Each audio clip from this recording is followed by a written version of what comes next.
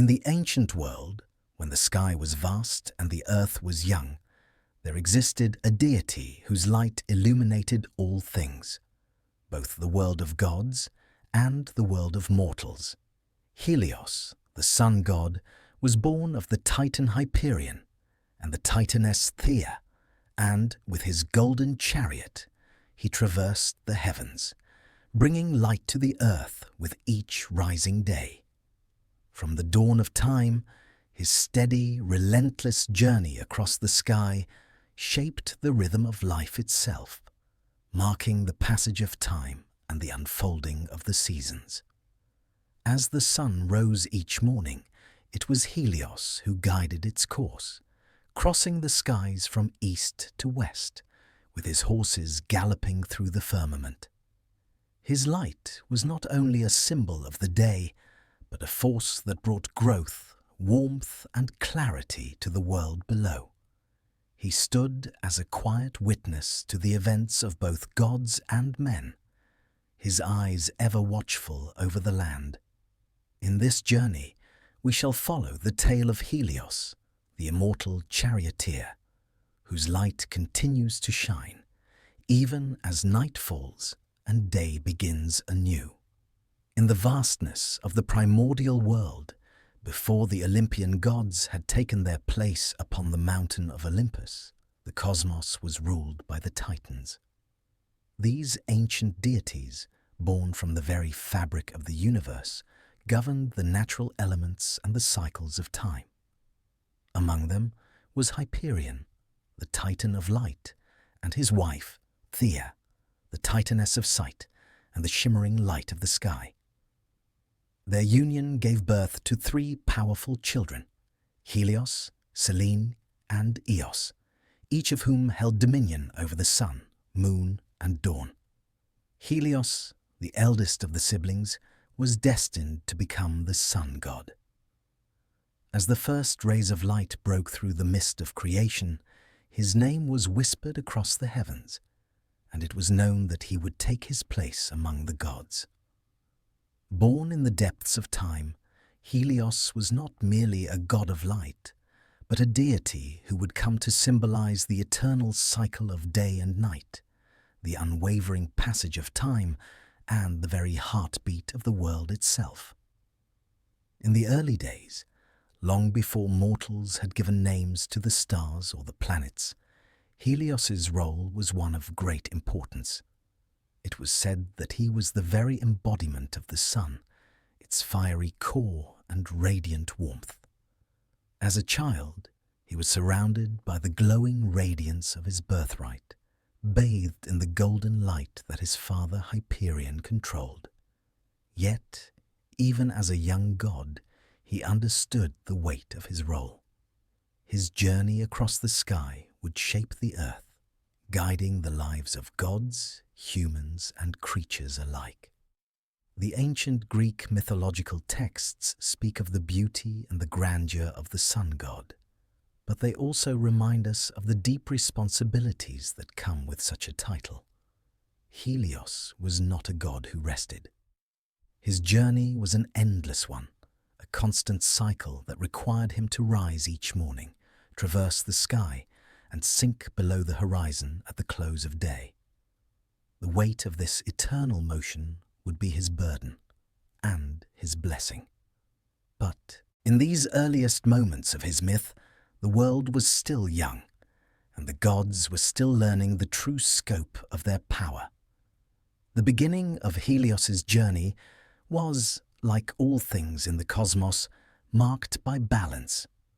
His power was neither overbearing nor subdued, but instead it was a steady presence that guided the flow of time. With each passing day, he would ride his chariot across the heavens, the light of the sun filling the world below. His horses, sacred and untamed, pulled the chariot across the sky with an unmatched grace. The names of his horses, Pyrrhos, Eus, Ethan, and Phlegon, were said to reflect the very nature of the sun itself, fiery, swift, and ever-changing. The imagery of the sun god driving his golden chariot, through the vast expanse of the sky was a powerful one. In the early days, it was not just a symbol of light, but a cosmic event that held the power to shape the seasons, the growth of plants, and the movement of the heavens. His daily journey was a dance, a ritual that would be repeated over and over again, bringing balance to the cosmos.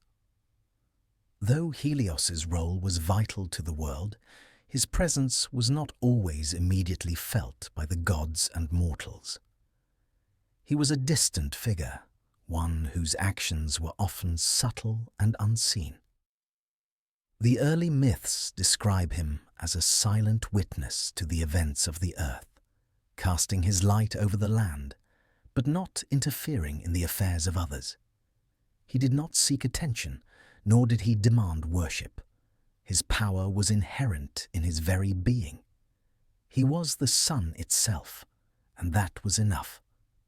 The nature of Helios's light was one of warmth and clarity, yet it was also a reminder of the relentless passage of time.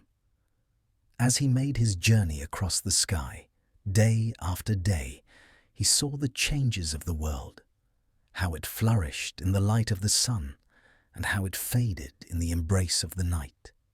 His journey was marked by the rising of the sun and the setting of the moon, a cycle that would continue for eternity.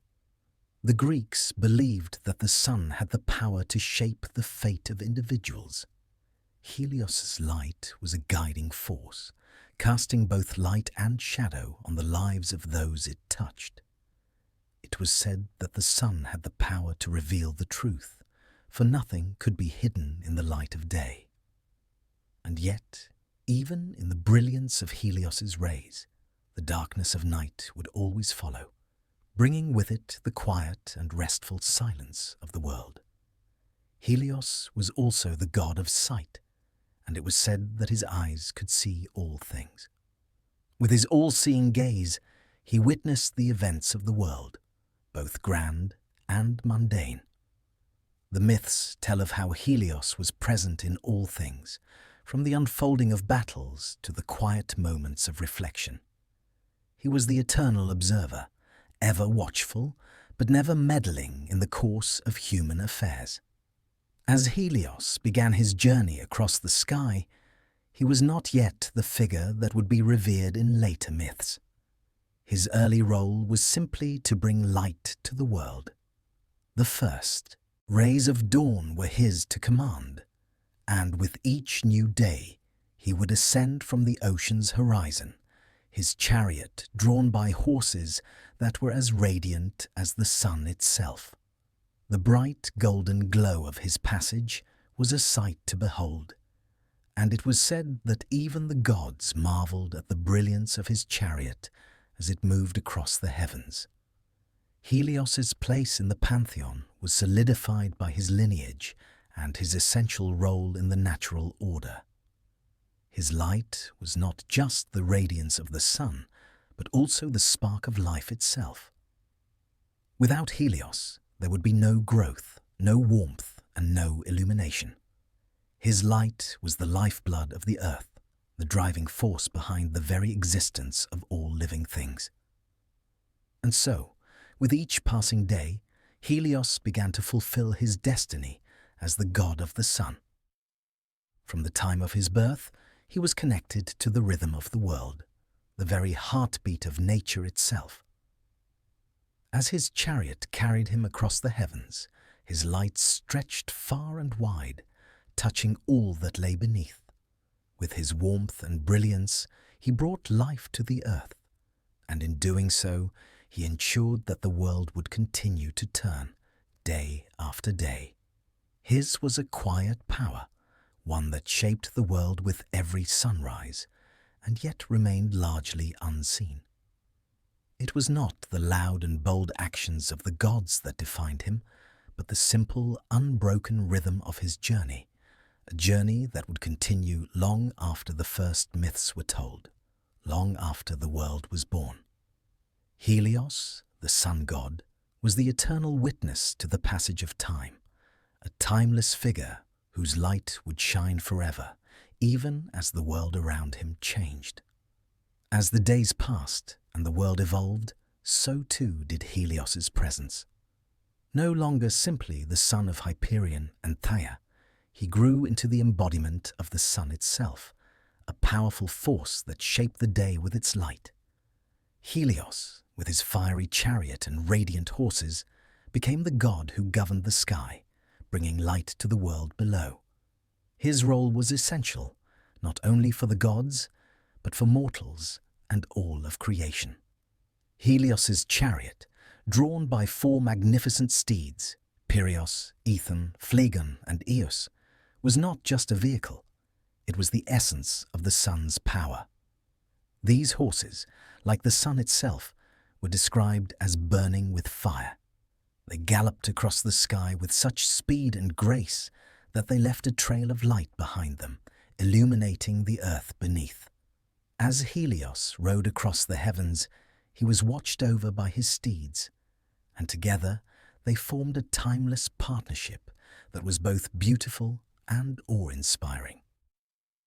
The chariot of Helios, often depicted in art and literature, was a striking image. Made of gold and bronze, it was a symbol of the power and majesty of the sun. The horses themselves were said to be able to gallop across the sky without tiring, their strength as boundless as the sun's journey. The sight of the chariot was said to bring awe to all who witnessed it, from the gods in Olympus to the mortals on earth. Each day, Helios began his journey in the east, rising from the depths of the ocean, where the sun was said to emerge at dawn. It was in this moment, as the first rays of light touched the world, that the cycle of day began. Helios's passage across the sky marked the hours, bringing with it the warmth that nurtured life. The morning was a time of hope, as the sun's rays pushed back the darkness of the night, and the day unfolded, bringing new possibilities to all living things. Helios was the ruler of the sun's movement, and his authority over the heavens was absolute. He was the one who controlled the passage of the day, from the first light of dawn to the golden hues of sunset. The sun's journey was a reflection of his power, and it was through his will that time itself moved forward. Each moment was defined by his light, and without him, the world would have been trapped in eternal darkness. His rays touched all things, from the deepest oceans to the highest mountains, filling the world with his glow. In his role as the god of the sun, Helios was also a deity of life and growth. Without his light, the earth would not have flourished. Crops would not have grown, flowers would not have bloomed, and the seasons would not have changed. Helios was the bringer of warmth, the force that allowed life to prosper. His influence was not limited to the gods and the heavens. It reached down to the mortal world, touching the earth and all its inhabitants. In this way, he played a central role in the balance of nature, helping to maintain the harmony between the elements. The Greeks believed that the sun had a profound effect on the world, and Helios was the personification of this power. It was said that he could see everything that took place beneath the sun. His gaze extended across the earth, touching every corner of the world. Helios was the god of sight, and it was believed that his eyes could pierce through the darkness of the night, illuminating the truth. There was no hiding from Helios's gaze, for his light revealed all things, from the deeds of mortals to the secrets of the gods. Despite his immense power, Helios was not a god who sought fame or glory. He was not a deity who desired the adoration of mortals or the approval of the gods. His role was simply to provide light, to guide the passage of time, and to ensure the cycles of day and night continued unabated. He did not interfere in the affairs of others, nor did he seek to control the destinies of the gods or men. His light was a gift to the world, and his power was reflected in the natural order. In the myths of the Greeks, Helios was often portrayed as a distant and somewhat aloof figure. He was a god whose actions were vital to the functioning of the world, yet he did not seek attention or recognition. The other gods, while they ruled over their domains, often had moments of personal ambition, intrigue, or desire for power. Helios, on the other hand, fulfilled his role with quiet dignity.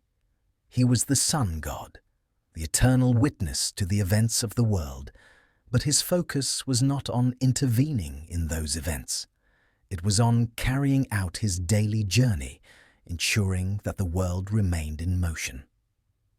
The relationship between Helios and the other gods was one of mutual respect. While Helios did not seek to command the heavens as Zeus did, or manipulate the forces of nature like Poseidon, he was still a powerful figure. He held a unique position in the pantheon, and his role as the god of the sun made him indispensable to the functioning of the cosmos. Even the Olympians, with all their grandeur and might, relied on Helios to provide the light that allowed their domains to flourish.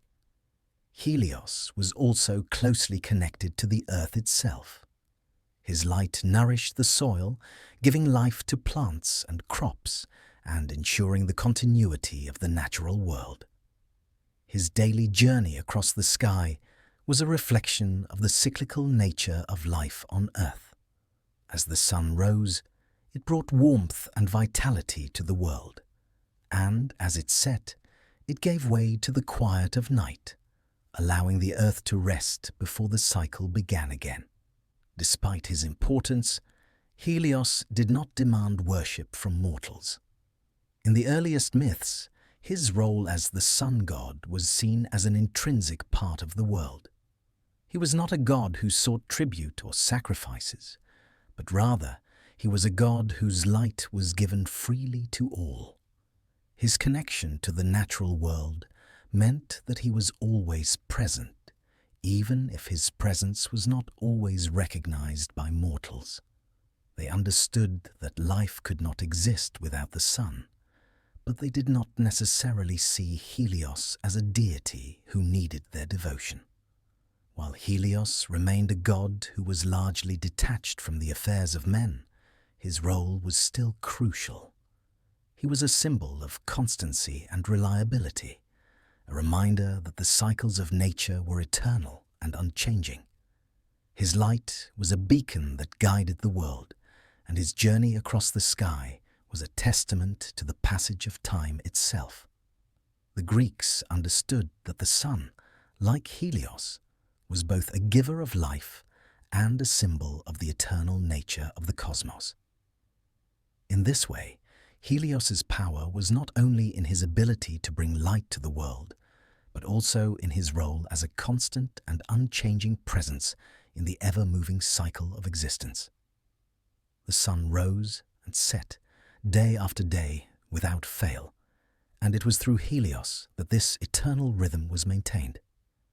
His journey was a reminder of the passage of time, the rise and fall of days, and the unbroken cycle of life. Every day, as the first light of dawn broke across the horizon, Helios began his celestial journey. His chariot, golden and radiant, was drawn by 4 magnificent horses, each as brilliant and fiery as the sun itself. The names of his horses, Pyrrhos, Eus, Ethan, and Phlegon, evoked the fiery essence of the sun's power, their hooves striking the heavens with a force that created the path of light that touched the earth below. Helios, himself, atop the chariot, held the reins firmly, steering the course of the sun as it made its way across the sky. The sun god's daily ride was a task of immense importance and complexity, and though it was often depicted as a straightforward journey, Its significance extended far beyond mere motion. Helios was the master of time, and with each passing day his chariot marked the hours, bringing the light that was necessary for life to flourish. The sky above, vast and endless, became his canvas, painted each day with the hues of dawn, midday brightness, and the soft, golden tones of sunset. The journey began in the east, where the sun, rising from the depths of the ocean, cast its first light across the earth. This moment, quiet and serene, was the beginning of the day, a signal that the darkness of night had given way to the brilliance of daylight. As Helios ascended into the heavens, the world below stirred, awakening to the warmth and light of the sun. The first rays of sunlight kissed the earth, touching every corner of the world, filling the valleys and mountaintops, the forests and rivers, with the promise of a new day. As the chariot moved higher in the sky, the sun's rays grew stronger, illuminating the world beneath. Helios did not rush. His movement was deliberate, steady, and constant. The sun rose slowly, climbing higher with each moment, filling the heavens with golden light. The beauty of this moment was not lost on the gods or the mortals who gazed upward, for they knew that with the arrival of the sun, the day would unfold, bringing warmth, clarity, and life. In his journey, Helios passed through the heavens, watching over the earth and all that lived upon it. His gaze was all-seeing, for the sun god could look upon every corner of the world. Nothing could escape his light, and it was said that even the deepest secrets, hidden in the shadows, would be revealed in the light of the sun. Helios saw everything: the lives of the gods, the affairs of mortals, and the movements of all things on earth. His eyes, like the sun itself, were piercing and true, never clouded by deceit or illusion. As he travelled across the sky, the landscape below began to change. The light of the sun illuminated the forests, the fields, and the cities, revealing the beauty of the world. The earth, alive with the warmth of the sun's rays, began to thrive. Crops grew, flowers bloomed, and animals roamed freely, basking in the light that Helios brought. The rhythms of life were inextricably tied to the movement of the sun, and the cycles of nature followed its path. The rise of the sun was the herald of a new day, a fresh beginning, full of promise and potential. The gods of Olympus, from their high perch, watched Helios as he made his journey. They knew that the sun god's light was not only a gift, but a force that shaped the very fabric of existence. Without Helios, the world would be in eternal darkness, unable to sustain life. His journey was both a gift and a responsibility, and though he did not seek the recognition of others, the importance of his work was never in doubt. As the day moved toward its zenith, Helios's chariot reached its highest point in the sky, casting its light across the heavens in a display of brilliant radiance. At midday, the sun was at its peak, its light at its most intense. The world below was bathed in warmth, and life flourished under its embrace. This moment of the day was a time of activity and energy, as the sun's rays reached their fullest potential, nurturing the earth and all that lived upon it. But the journey of Helios was not just one of brightness and light. It was also a journey of balance and rhythm. For as the sun reached its peak, it began its descent toward the horizon. The latter half of the journey was just as important as the first, for as the sun sank lower in the sky, it began to cast softer, more subdued light across the earth. The harsh brightness of midday gave way to the gentle golden glow of the evening, a time of transition and reflection. As Helios's chariot moved westward, the landscape below changed once again. The long shadows of the evening stretched across the earth, signaling the end of the day. The warmth of the sun began to fade, and a sense of calm settled over the world. The air grew cooler, and the world began to quiet as the night approached. The sun's light, though fading, still touched the earth, casting a final golden glow before it dipped below the horizon. The moment of sunset was a quiet, peaceful one, marking the transition from day to night. Helios, with his chariot now lowered beneath the horizon, would sink into the ocean, only to rise again the following morning. The journey, though completed for the day, was eternal. It would repeat again and again, marking the passage of time and the unbroken rhythm of the cosmos. In the evening, as Helios descended, there was a sense of calm and closure. The events of the day had unfolded, and now, with the setting of the sun, the world would rest. The cycle of day and night was a reflection of the larger cycles of the universe, a constant reminder of the natural order that Helios helped maintain. As he rested beneath the horizon, it was as though the world too could pause, ready to begin again with the rise of the sun. The quiet peace of night fell over the earth as the stars began to emerge, lighting up the heavens with their distant, twinkling glow. The moon, governed by Helios's sister Selene, would now take her place in the sky, guiding the world through the darkness until the first light of dawn would return. This was the way of the cosmos, endless and eternal, a cycle that began and ended with the movement of the sun, and with it, the steady, unbroken journey of Helios. Helios's daily journey was not just a simple motion across the sky. It was the heart of the cosmos itself. Each day, as the sun rose and set, it brought balance, growth, and harmony to the world. The light of Helios was a force that shaped the lives of mortals and gods alike, nurturing all that lived and guiding the rhythm of life.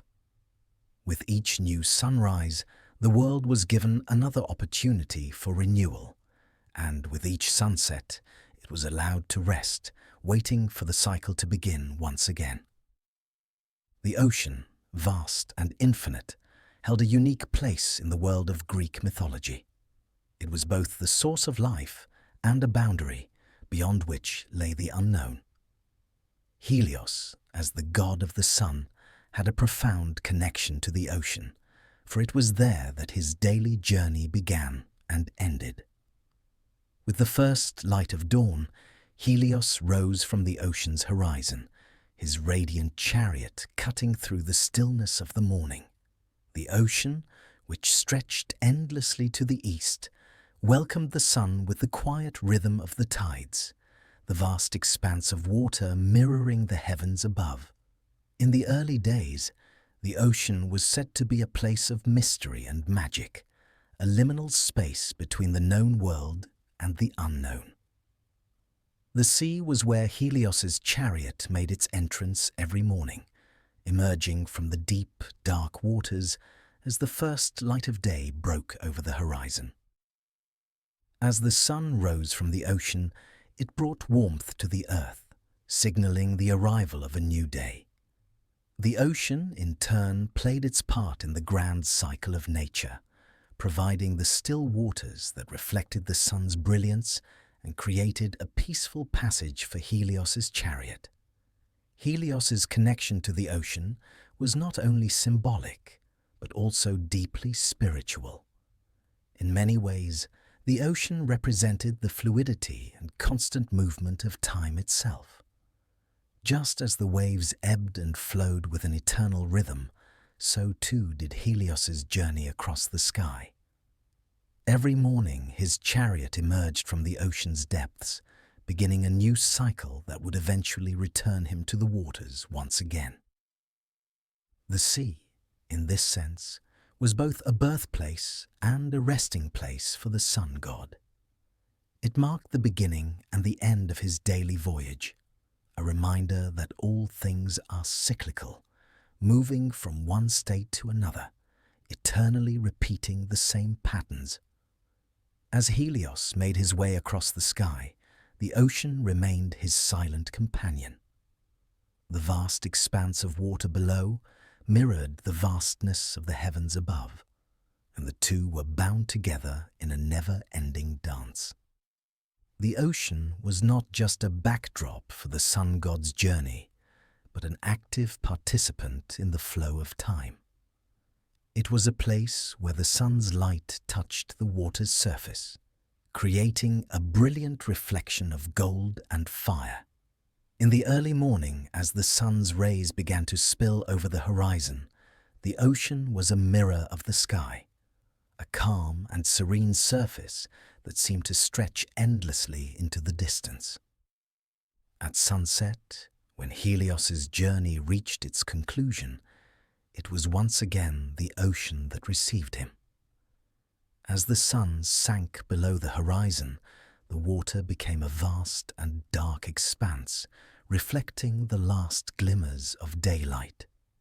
The chariot, having completed its circuit, was drawn into the ocean's depths, disappearing into the waters as the world around it faded into the quiet of night.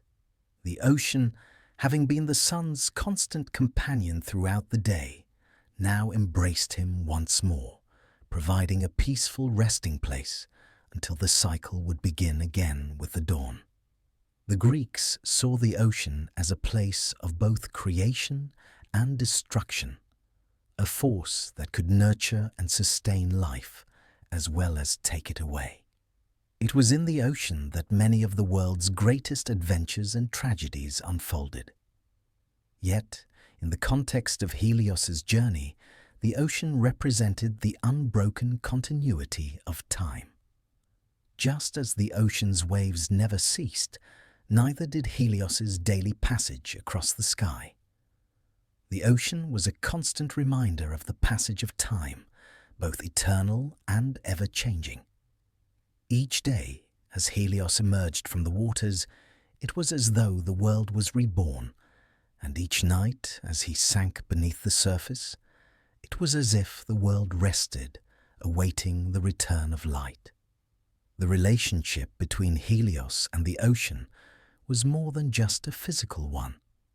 It was a reflection of the god's role in the natural order, a reminder that light and darkness, day and night, life and rest were all part of an eternal balance.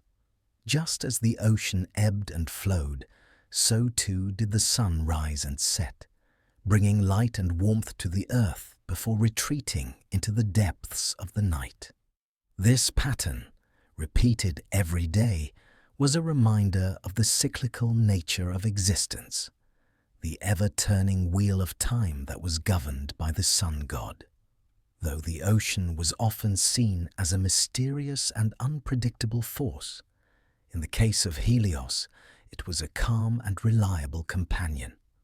The vastness of the sea mirrored the vastness of the heavens, and just as the ocean's waves moved with an unbroken rhythm, so too did the sun god's journey. The ocean provided a steady anchor for Helios, a point of reference in the midst of his endless voyage. It was the place where his journey began and the place where it would end, an eternal circle that reflected the unchanging nature of time itself. The ocean was also the source of Helios's power. It was through his connection to the waters that he was able to bring light to the world. The ocean, in many ways, acted as a conduit for the energy that powered the sun. The sun's rays, as they touched the ocean's surface, were absorbed into the water, and it was through this process that the energy of the sun was transmitted to the earth. This connection between the sun and the ocean was a reminder of the interconnectedness of all things, the way that one force, whether it be the sun, the water, or the earth, was intimately tied to another. Helios's journey through the ocean was also symbolic of the passing of time. The rising of the sun in the morning and its sinking into the ocean at night marked the passage of hours, days, and seasons.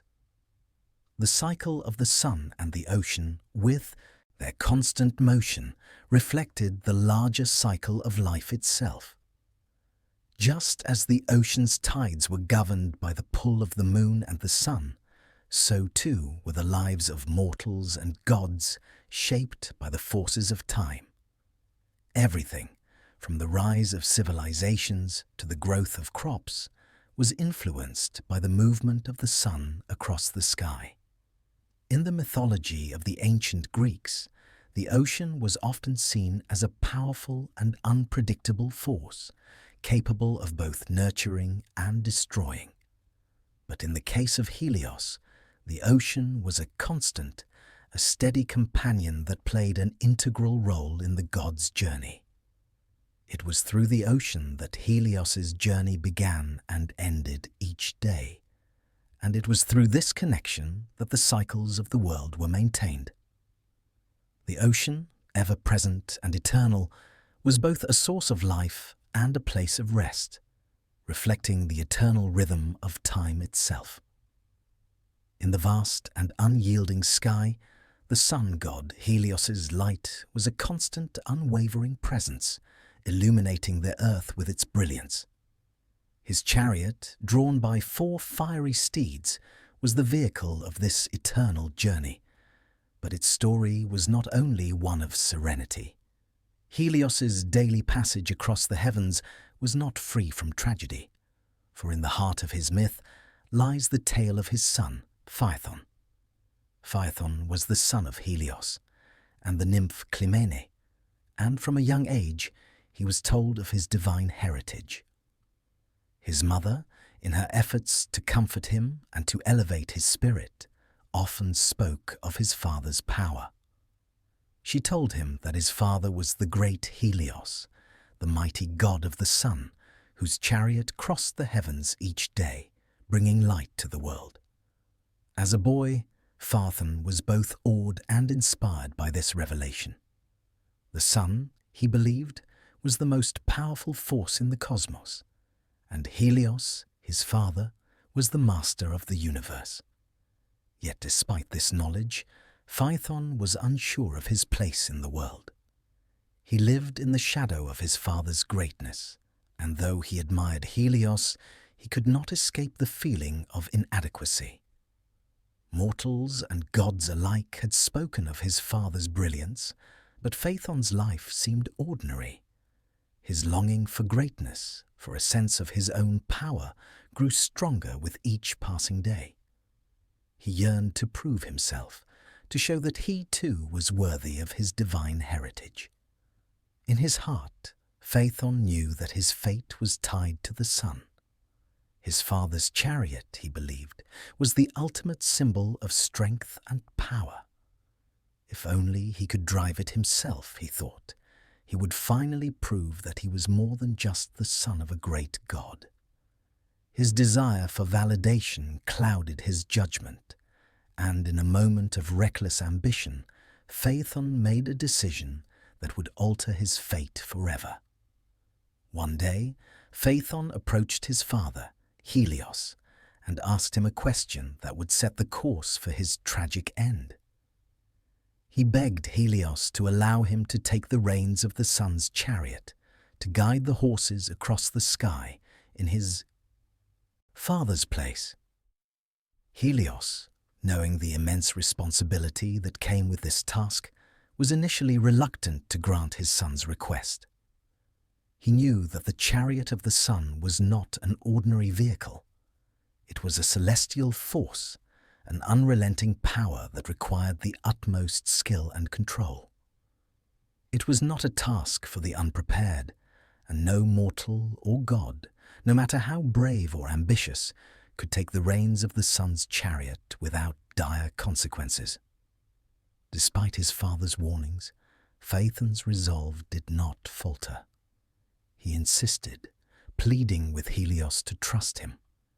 In his heart, Phaethon believed that if he could conquer the heavens, he would finally become the equal of his father, and the gods would revere him. The pride of the young god was blinding, and his determination to prove himself overwhelmed the wisdom of Helios.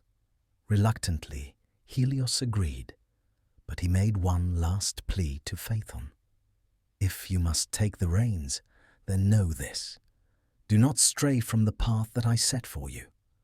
The horses are wild and uncontrollable, and their power is beyond comprehension. The chariot's course is set, and it is not a journey for the unskilled." But Phaethon, eager to prove himself, disregarded his father's advice, believing he could handle the task. And so, the day arrived when Phaethon was given the reins of the sun's chariot. The horses, sensing the new rider, became restless. They pawed the ground, their fiery eyes glimmering with the anticipation of their journey. The chariot, adorned with gold and bronze, gleamed under the sun's rays, reflecting the power that it contained. Phaethon climbed aboard, his heart racing with excitement and pride. This was the moment he had waited for, the moment when he would become more than just the son of a god. As the chariot began its ascent into the sky, Phaethon felt the power surge through him. The horses, untamed and full of energy, galloped forward with tremendous force, pulling the chariot upward toward the heavens. At first, Phaethon felt the thrill of the ride, the exhilaration of guiding the sun across the sky. The light that surrounded him was blinding, and the heat of the chariot's path burned through the atmosphere. But Phaethon held fast, his hands gripping the reins with determination. But soon, Phaethon realized that the chariot's power was more than he could handle. The horses, wild and untamed, began to pull away from the path set for them. The sun, once steady and controlled, began to veer from its course.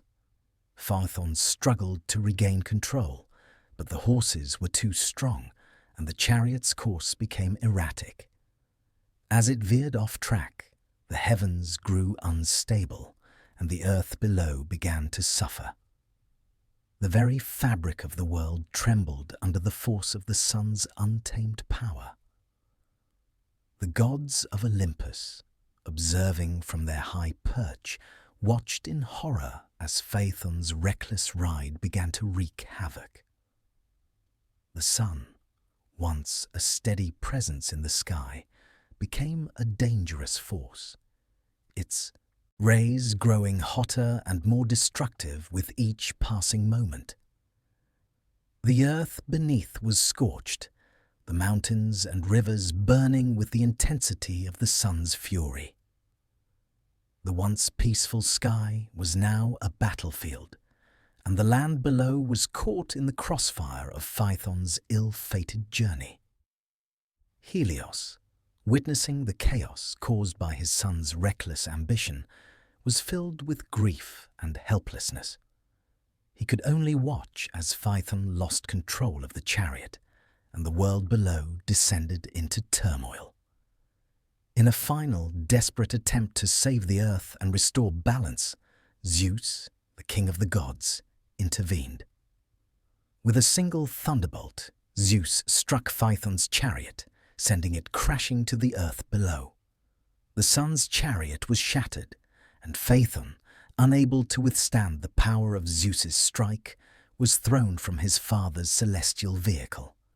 His body fell, burning with the heat of the sun, until it finally landed in the river Eridanos. There, in the cool waters of the river, Phaethon's charred and lifeless form came to rest. The once proud son of Helios had met a tragic end, his ambition having led him too far from the path of wisdom and caution. Helios, heartbroken by the loss of his son, mourned deeply. He knew that Phaethon had sought to prove himself, but in doing so he had tragically overreached. The god of the sun, who had once been a symbol of strength and power, now felt the pain of loss and regret. The world had been irrevocably changed by his son's actions, and the grief of Helios was as fierce as the light of the sun itself. Thus, the myth of Phaethon serves as a cautionary tale, one of pride, ambition, and the consequences of overstepping one's bounds. Phaethon's tragic fate, marked by his reckless desire to control the sun, was a reminder that even the greatest of gods must be careful in their pursuit of power, for it is not always within their grasp. And Helios, despite his boundless power, could not prevent the fall of his son. The light that had once shone so brightly in the heavens was now dimmed by the weight of loss. The tragic death of Phaethon marked the end of an era for Helios. The loss of his son was an event of profound grief, for no parent can bear the weight of seeing their child fall from grace, particularly when that child sought to emulate the very power that the parent held. Helios, the god of the sun, could not shield Phaethon from the consequences of his rash actions.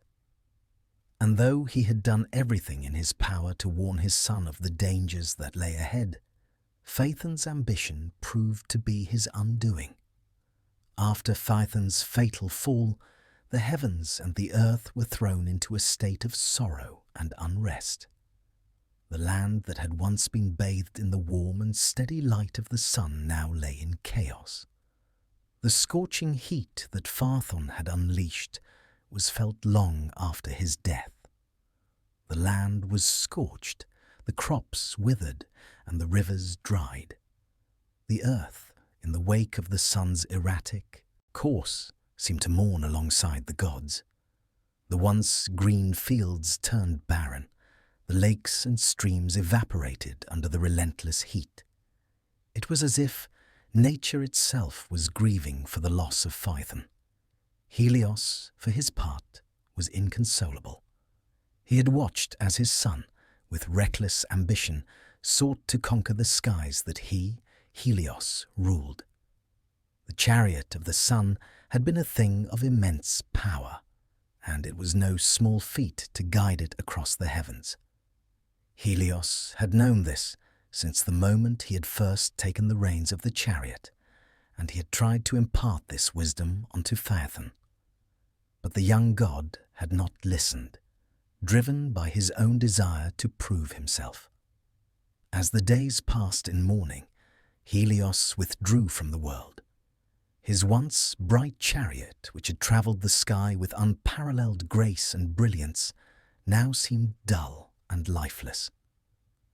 The rhythm of the day, which had been steady and constant, now felt disrupted. The world was out of balance. The loss of Phaethon had not only impacted Helios, but also the entire cosmos. It was as though the very fabric of the heavens had been torn. The gods on Mount Olympus, too, watched with heavy hearts. While some felt sympathy for the sun god, others were quick to place blame on Phaethon for his reckless pursuit of glory. Zeus, in particular, had acted swiftly to prevent further destruction, striking the chariot with a thunderbolt and ending the madness that had ensued. But his intervention had come too late. The damage had already been done. The death of Phaethon was a reminder of the dangers of hubris, a theme that ran deep through the stories of the gods. Phaethon had sought to take on the role of his father, to control the sun and shape the heavens. But in doing so, he had overreached. His desire to prove himself had led him to his tragic end, and it was a lesson that echoed throughout the mythological world. For Helios, however, the loss was not merely a lesson. It was a personal, heart-wrenching tragedy. He had loved his son, and despite his son's faults and recklessness, he had always hoped for a better future for him. Helios had envisioned a day when Phaethon would join him in the skies, helping to guide the chariot of the sun. But now that dream had been shattered, and Helios found himself alone in his grief. The gods, though they understood the cause of the tragedy, could not alleviate the pain that Helios felt. The loss of a child was an agony that no god, mortal or immortal, could escape. It was said that Helios withdrew to his private chambers, where he mourned in solitude. His once radiant form became dimmed with sorrow, and his light, which had once filled the world, seemed to wane. As for the earth, the mourning was reflected in the landscape. The once vibrant forests and fields that had flourished under Helios's light now seemed barren. The rivers, which had once flowed with the energy of life, were reduced to dry, cracked beds. It was as if the earth itself had felt the loss of Phaethon. The harsh sun, once a symbol of life, now seemed to cast its light with a sense of finality. There was no warmth left in it, only the sharp sting of sorrow. But as the days turned into weeks and the weeks into months, the world began to heal. The sun, though dimmed by grief, slowly resumed its journey across the sky. The earth, too, began to recover from the damage wrought by the uncontrolled chariot. Crops began to grow again, and the rivers, though still parched, began to flow once more. Life, though scarred by the loss of Phaethon, began to return to a semblance of normalcy. Helios, for his part, eventually returned to his celestial duties. Though his heart remained heavy with the memory of his son's death, he continued to guide the chariot of the sun across the sky. His sorrow did not prevent the sun from rising each day. The rhythm of the world, despite the pain that Helios carried within him, continued. The cycle of light and dark, of day and night, was unbroken. But it was said that, from that day forward, the sun's light was never quite as bright as it had been before. And so, the myth of Phaethon, with all its tragedy and sorrow, became a part of the eternal tapestry of Greek mythology. It was a tale that reminded all who heard it of the dangers of pride and the consequences of attempting to grasp for power that was beyond one's reach. Phaethon's death, though tragic, was a lesson in the delicate balance of the universe, a reminder that the forces that govern the world are not to be taken lightly. The gods of Olympus, having witnessed the events unfold, would carry with them the memory of Phaethon's fall. They knew that even the greatest among them, such as Helios, were not immune to loss and sorrow. The story of Phaethon would continue to echo throughout the ages, a tale passed down from one generation to the next, reminding all who listened of the fragility of life and the price of ambition. The world of the gods, with its gleaming mountaintop and eternal domains, stood in stark contrast to the mortal realm below. On Mount Olympus, the gods ruled with their divine powers, each overseeing their particular dominions, from the seas to the skies to the underworld. Among them, Helios, though immensely powerful as the god of the sun, had a relationship with the Olympian gods that was both distant and somewhat complex. Unlike Zeus, the ruler of the gods, or Apollo, his son and the god of music and prophecy, Helios did not seek the limelight of Olympus. His domain was the heavens above, and his light, steady and constant, illuminated the world from dawn to dusk. For the most part, Helios did not involve himself directly in the squabbles and intrigues of the gods. His role was clear, yet there were moments when he could not avoid the pull of the greater divine drama. In the aftermath of Phaethon's tragic death, Helios withdrew further from the affairs of Olympus. The grief of losing his son left a shadow over the sun god, and for a time he did not take part in the grand plans of the gods. His sorrow was deep, and his sense of loss lingered in the soft golden hues that now bathed the world. The gods, though they were sympathetic, could not fully understand the depth of his pain. Loss, especially the loss of a child, was a heavy burden for anyone to bear, but it was one that Helios had to carry alone. Despite his personal grief, Helios remained a figure of respect among the Olympian gods. His power was unmatched, and his light was the source of life for all on earth. Without him, there would be no cycle of day and night, no growth of crops, no flourishing of life. His role was essential, even if he kept largely to himself. Zeus, as the king of the gods, understood the importance of Helios's work and knew that the sun god had his own quiet rhythm that could not be disturbed. In fact, there was little that could be done to change Helios's course. He was not a god who could be easily influenced by the affairs of the others. However, as the days passed and the earth slowly began to heal from the tragedy of Phaethon, the gods of Olympus found themselves turning to Helios once more. While his grief was understandable, the events of the world continued to unfold, and his guidance was needed. The gods, although powerful in their own right, could not control the sun.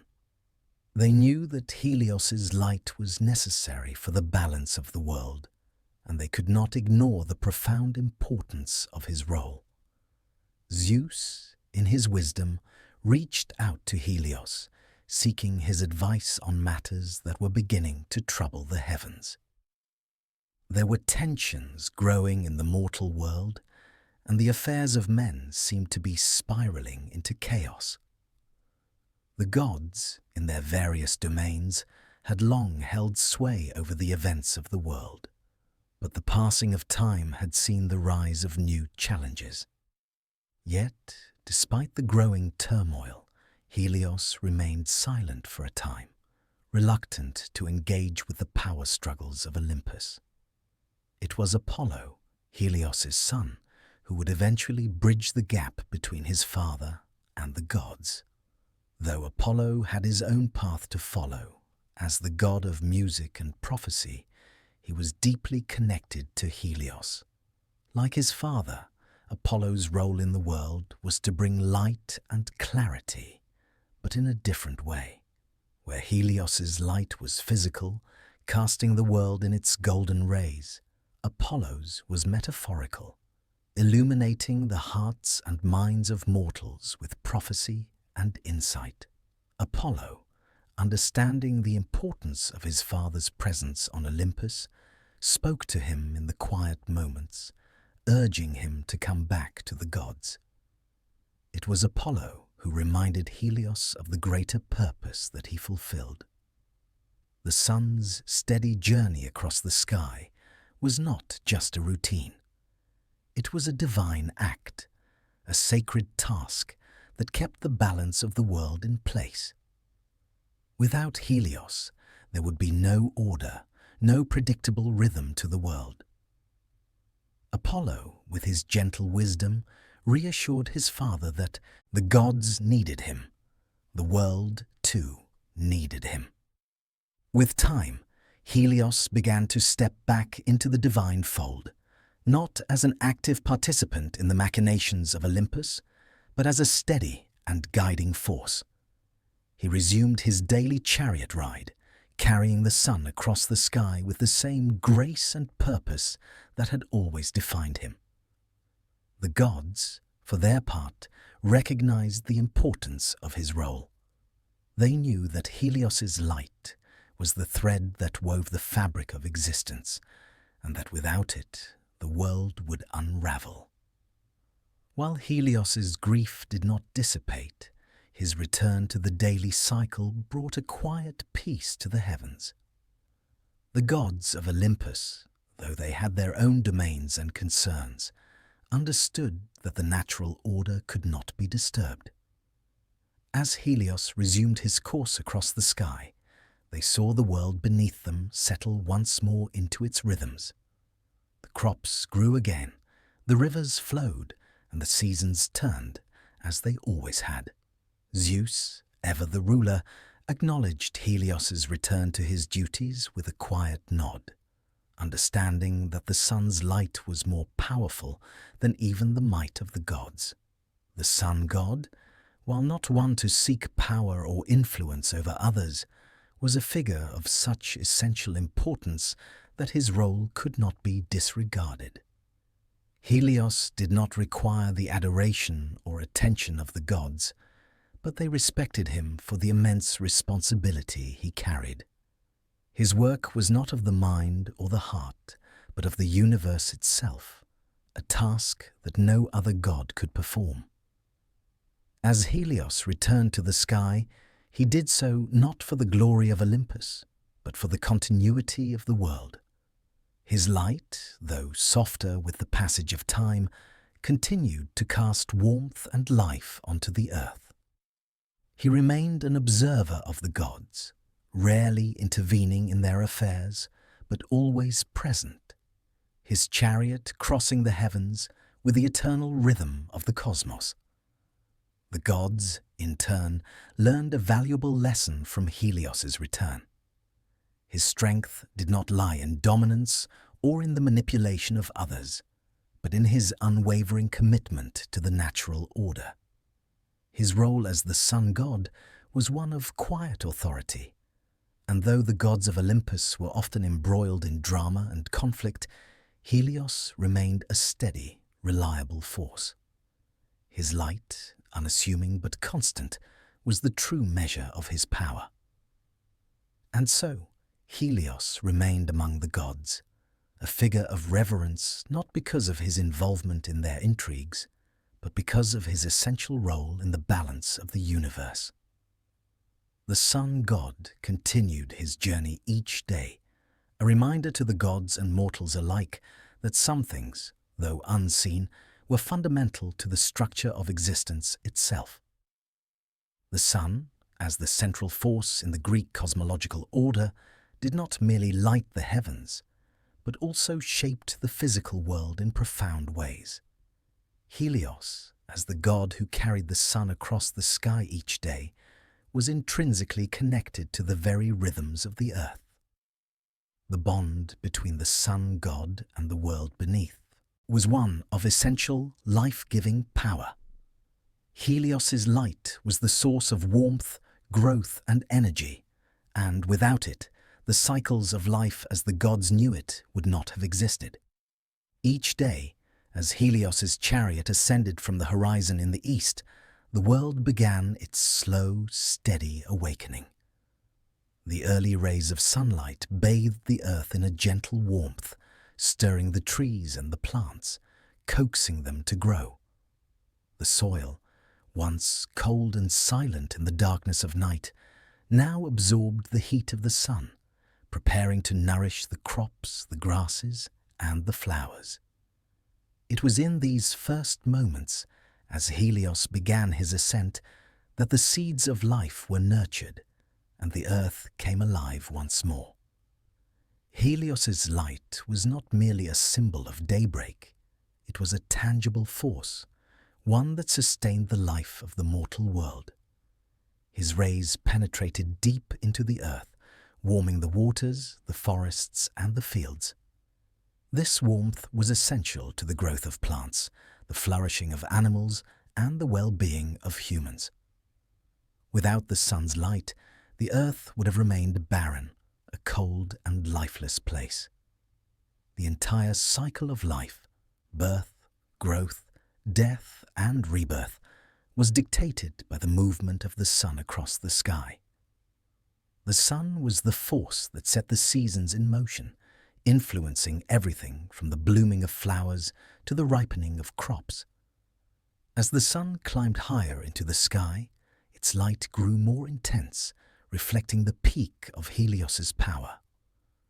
The sunlight filtered through the air, creating warmth on the Earth's surface and driving the daily activities of mortals. The sun's influence was felt in the growing of crops, in the health of the animals that roamed the fields, and in the daily labor of those who worked the land. The heat of the midday sun was a time of activity, when the world was at its fullest, alive with the energy of life. However, the sun's influence was not limited to the physical world. Helios's light had a deeper, more subtle effect on the world. It was said that the sun illuminated the hearts and minds of mortals, granting them clarity and understanding. Just as the light of the sun pierced the darkness of the night, so too did it cut through the confusion of the mind, providing wisdom and insight.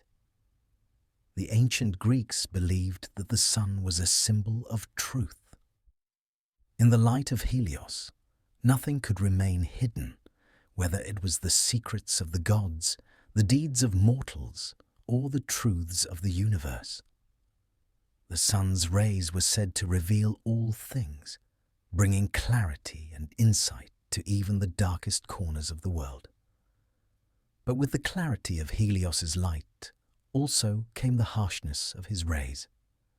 As the sun reached its zenith in the sky, its warmth became intense, burning away the shadows and cooling the night's chill. The heat of midday could be unbearable, especially in the warm regions of the earth. For those who worked the land under the sun's relentless gaze, it was a time of struggle. The midday sun, though life-giving, could also be a symbol of hardship. The world below had to endure the sun's rays, for without them there could be no life. And yet, the heat was a reminder of the price of that life, the balance between growth and destruction, between warmth and fire. In the afternoon, as the sun began its slow descent toward the horizon, the light softened. The land, bathed in the warmth of the dying day, became a quieter place, more peaceful as the day turned to night. The animals, too, began to settle into rest, retreating to the coolness of the shadows as the earth cooled. This final stage of the sun's journey was a time of reflection, a time when the world, illuminated by the last golden rays of Helios, could breathe before the quiet darkness of night enveloped it. For the ancient Greeks, Helios was not only a god of light, but also of the balance between light and dark. His influence was felt not only in the moments of brightness and heat, but also in the quiet of the evening when the sun sank below the horizon. The passing of the sun each day marked the passage of time, the eternal cycle of life, death, and rebirth. The sun's rise and fall were symbolic of the cycle of human existence. No mortal, no matter how great or humble, could escape the passage of time. Helios, with his daily journey, was a reminder that life was fleeting, that the world, like the sun, moved in cycles. But Helios's light was not only seen as a source of life and energy. The sun also played a crucial role in the larger mythological framework, especially when it came to the creation and regulation of the seasons. The changes in the sun's position and the strength of its rays dictated the seasons: spring, summer, autumn, and winter. Each season had its own distinct qualities, marked by the sun's movement through the sky. Spring and summer were seasons of growth and vitality, when Helios's rays were at their peak and the earth flourished. Autumn, with the sun beginning its decline, was a time of harvest, when the crops ripened and the earth prepared for the winter. And in winter, when the sun was at its weakest, the world rested, awaiting the return of spring. The sun's influence over the seasons was also connected to the cycle of death and rebirth. As the seasons changed, so too did life on earth. The plants withered in winter, only to be reborn in the spring. The animals migrated, and the world itself underwent a process of renewal. Helios, in his eternal journey, carried the earth through these changes. He was not simply a passive force, but an active participant in the rhythm of life. His chariot did not merely travel across the sky, it carried the essence of time itself, guiding the world through the eternal cycle of creation, destruction, and renewal. Helios's connection to the earth was one of life and death, of creation and destruction, all bound together in a cycle that could never be broken. The sun was a gift to the world, but it was also a reminder of the fragility of life. The warmth that it brought allowed for growth and vitality, but it could also be a force of destruction, as evidenced by the tale of Phaethon. The sun, in all its glory, was not without its dangers. Its power could scorch the earth, just as it could bring life to it. But ultimately, the sun's influence over the earth remained unchanged. It was the force that governed the world, the source of all light, warmth, and growth, and without it, the world would cease to exist. Helios's role as the god of the sun was not just one of passive illumination. He was the guardian of time, the weaver of seasons, the force that ensured the rhythm of life would continue, unbroken. His light, ever constant, was a reminder to the gods, to mortals, and to the very earth itself that the cycle of life, though sometimes harsh, was a sacred and eternal thing. The sun god, Helios, was not a solitary figure in the vast expanse of the sky. Though his journey was his alone, the radiance of his light and the beauty of his chariot did not go unnoticed. The nymphs, those ethereal and immortal beings who were intimately connected to the earth's natural beauty, were captivated by the sun god's light. These nymphs, protectors of forests, rivers, and the other sacred places of the earth, felt the pull of Helios's warmth, which illuminated not only the heavens, but the tranquil landscapes that they tended. In many ancient myths, the nymphs were portrayed as joyful, lively figures, daughters of the gods who lived in the natural world. They were not gods themselves, but they were intimately tied to the forces of nature, and their beauty and grace mirrored the landscapes they inhabited. Helios, as the god of the sun, had a special relationship with them. His light was their sustenance, their guide, and their constant companion. In return, the nymphs offered Helios their care, admiration, and reverence, tending to the sacred places where his light shone most brightly. One of the most significant connections between Helios and the nymphs was through the sacred grove of the sun. In the places where his light touched most profoundly, like the shimmering rivers that reflected the sun's rays, or the flowers that bloomed under its warmth, the nymphs gathered, serving as caretakers of these precious locations. It was in these enchanted groves and meadows where Helios's light reached its peak. It was said that when the nymphs danced, their movements were like rays of the sun, and they held an eternal, joyful connection with the sun god. They embodied the harmonious relationship between the sun and the earth, with Helios casting his light on their domains. Among these nymphs were the Heliades, a group of nymphs closely tied to the sun god. The Heliadas were the daughters of Helios and the ocean nymph Clymene. In their youth, the Heliadas were considered the most beautiful of all nymphs, their grace reflecting the very radiance of the sun itself. The Heliades, like their father, were deeply connected to the sun and its movements across the sky, often depicted as dancing in a circle or guarding the sacred trees where the sun's light was most pure. They were protectors of the sacred groves and the natural places where the sun shone its light with greatest intensity. Their beauty was unsurpassed, and their spirits were as free as the rays of the sun.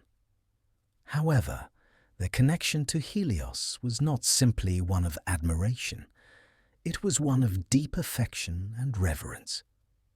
Helios was not just their father, but also a symbol of the light and warmth that nourished the earth.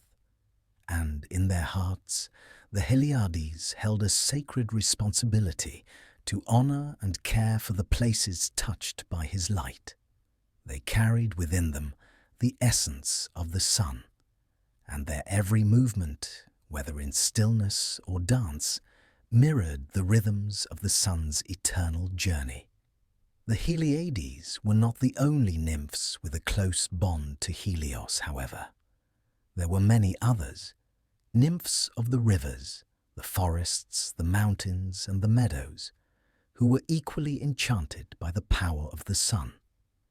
They knew that without the sun, the earth would not be able to sustain life. It was the sun's rays that nurtured the plants, warmed the waters, and gave energy to the land. As such, the nymphs carried out their duties with a deep sense of purpose. They watered the sacred groves, tended to the flowering fields, and guarded the streams that shimmered in the sun's light. Their work was not only practical, but also sacred, for they were the stewards of the earth's beauty. The nymphs' connection to Helios was one of mutual respect, for they understood that his light was the source of all life. They were as much a part of the natural world as the rivers they nurtured or the trees they guarded. The light of the sun that filtered through the leaves of the trees in the forests or danced on the surface of the rivers was an extension of their own spirits, and in return they shared their reverence for the sun and its divine power. Though Helios was not often seen interacting directly with the nymphs, it was understood that his connection with them was one of deep respect. The nymphs, in their grace and devotion, embodied the spirit of the sun on earth, and in their service to the natural world, they kept Helios's light alive. Their connection to Helios was not simply through worship or reverence, but through their actions in the world, their efforts to preserve the beauty and balance of nature. The sun's light also had a magical quality, one that made the nymphs' sacred tasks all the more meaningful. In the mythology of the ancient Greeks, it was often said that wherever Helios's rays touched, life was bound to thrive. The nymphs, in their sacred groves, were seen as the keepers of this light, ensuring that it was preserved for future generations. The sun's radiance would not only light the world, but would also bless it, bringing warmth and life to the earth in a never-ending cycle. And in this cycle, the nymphs played a crucial role. There was, of course, the darker side to Helios's power, the intensity of his heat, the scorching flames that he could unleash if angered. This side of his nature was also something that the nymphs had to contend with. In times of great drought, or when the sun blazed too fiercely over the land, the nymphs would sometimes be forced to retreat to cooler, shaded places where they could find refuge from the sun's burning rays. Though they loved Helios deeply, they were not immune to the intensity of his power. When the sun burned too hot, the nymphs, in their wisdom, would retreat until the heat subsided. Their reverence for Helios was not blind. They understood the destructive potential of the sun's power. In the myths, there were also tales where Helios's children, the Heliades, were transformed by the grief of their father's loss as well as the tragedy that befell Phaethon. The Heliades, unable to cope with the death of their brother, wept for so long and so deeply that they were transformed into poplar trees. The tears of the Heliades, falling as they mourned their brother, turned into amber, which is why amber in Greek mythology was seen as a symbol of eternal remembrance, forever preserving the sadness of the sun god's daughters. Despite their sorrow, the Heliades, like all nymphs, continued their eternal role as guardians of nature. They had lost their brother and were forever changed, but their service to Helios was unwavering. As trees, they still stood tall, their branches reaching toward the sky, forever intertwined with the sun that had once given them life.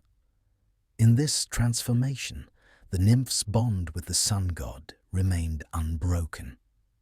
The light of the sun would continue to shine upon the earth, and though the Heliades could no longer dance in the fields, their memory lived on, their spirits intertwined with the land that their father had nurtured. The bond between Helios and the nymphs was not simply one of admiration, it was a sacred connection to the forces of nature. The nymphs embodied the essence of the earth, and in return, the sun brought them life. Together, Helios and the nymphs formed a cycle of light and nature, a dance that would continue as long as the world existed, forever entwined in the sacred rhythm of the heavens.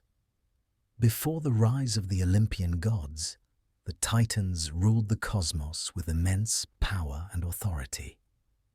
They were the primordial beings who shaped the world, and their dominion stretched across the earth, the heavens, and the oceans. Among the Titans was Hyperion, the Titan of light, and his wife Theia, the Titaness of sight, and the brilliant, shimmering light of the sky. Together, they had 3 children, Helios, Selene, and Eos, each of whom was entrusted with the power of the sun, the moon, and the dawn. Helios's connection to the Titans was deep, for his father, Hyperion, had been one of the earliest rulers of the cosmos. Hyperion, as the Titan of light, governed the vast heavens and was intimately tied to the sun's light long before Helios was born. As the first son of Hyperion, Helios inherited the mantle of the sun, becoming the embodiment of the radiant light that illuminated the heavens. But while Hyperion was revered as the Titan of light, Helios was destined to take on the role of the god who would carry the sun across the sky each day. The Titans, though often powerful and revered, had an ancient and tumultuous existence. Their reign was eventually challenged by a new generation of gods, the Olympians, who overthrew the Titans in a cataclysmic war known as the Titanomachy.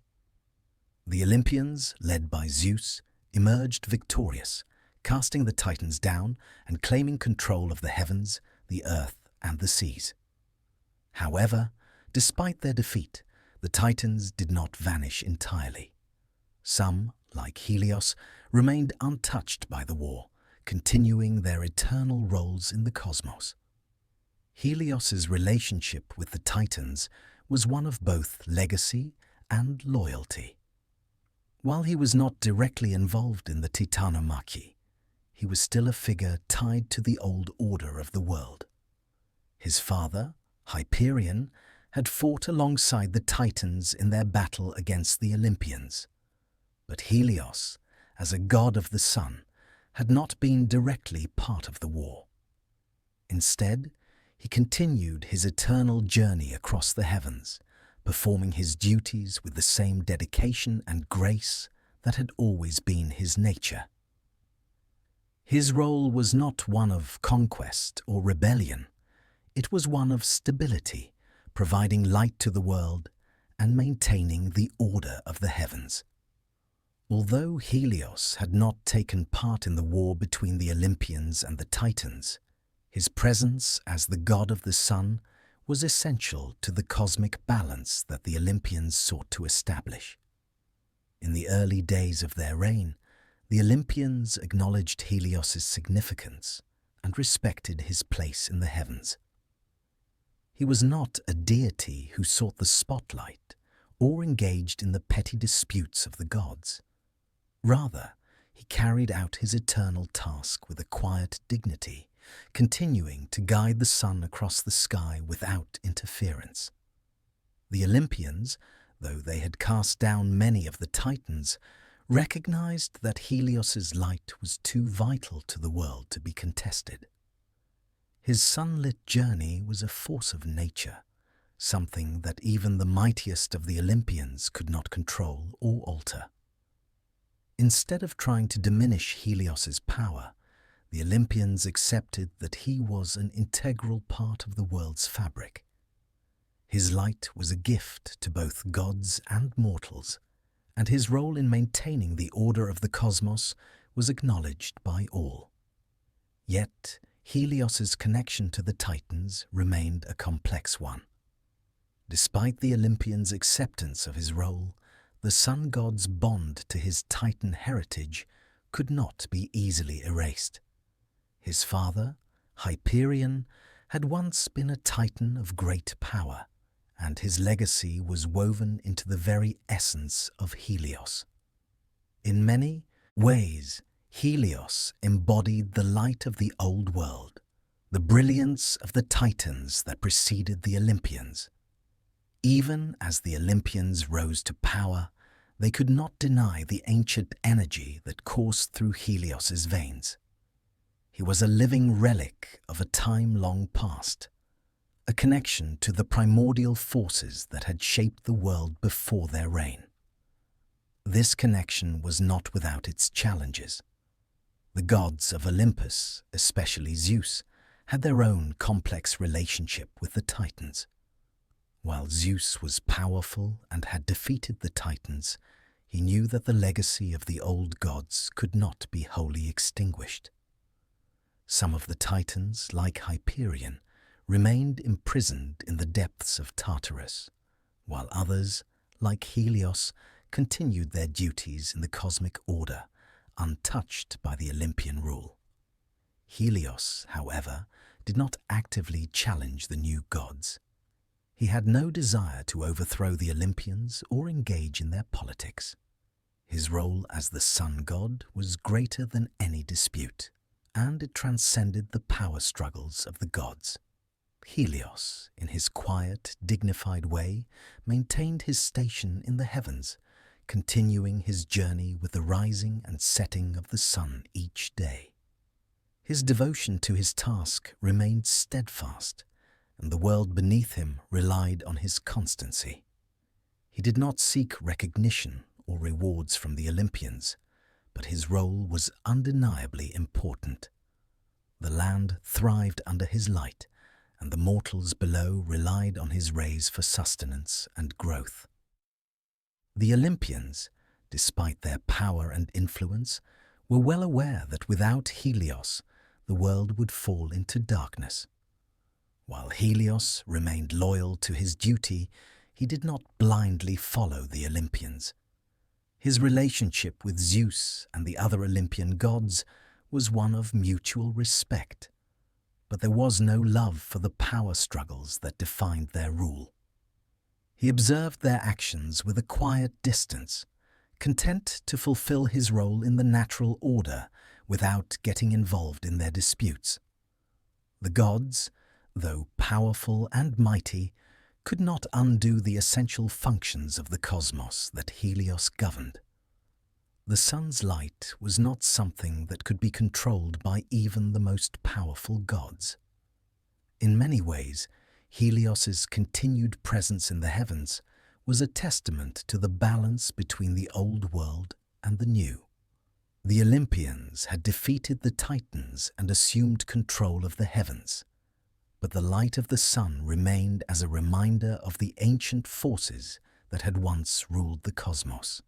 Helios did not challenge the Olympians or seek to subvert their rule, but he maintained a quiet independence, steadfast in his duties and responsibilities as the sun god. His role in the universe was not one of conquest, but of harmony, a force that worked in tandem with the Olympians but was beyond their reach. In this sense, Helios represented a bridge between the old and new orders of the world. He was a god who, despite the tumultuous rise of the Olympians, had remained constant. His presence in the sky was a symbol of continuity, of a timeless power that transcended the politics of the gods. Helios did not belong to the Titans or the Olympians, but to the very fabric of the cosmos itself, carrying the sun through its endless cycles. His legacy, like the sun's light, would never fade. In the tapestry of Greek mythology, there are few places as enigmatic and powerful as the river Styx. Flowing through the underworld, this river was said to divide the realm of the living from the land of the dead. The gods themselves swore oaths by the river Styx, and the souls of the deceased were carried across its dark waters, guided by the ferryman Charon to their final resting place. But while the river Styx was often seen as a barrier between life and death, it also held an intricate connection with Helios, the sun god. Though Helios was the god of the sun, his power extended beyond the daylight hours. His light was felt not only in the living world, but also in the realms that lay beyond. As the sun rose each morning and set each night, it did not simply light the world of the living, but also pierced through the darkness of the underworld. In this way, the river Styx was not only a symbol of death and the afterlife, but also a river that reflected the eternal journey of Helios and the cyclical nature of existence itself. The river Styx was seen as a boundary, a place where souls were ferried across from the world of the living to the realm of Hades. The souls of the dead would arrive at its banks and, in many cases, would be placed in the care of Charon, the ferryman. For the ancient Greeks, the river Styx represented the final transition, the moment where the world of the living gave way to the darkness of death. But Helios, with his connection to the sun and the endless cycle of day and night, was ever present in this passage. His light, though separated from the world of the dead, still touched it, bringing warmth and illumination to the darkest corners of the underworld.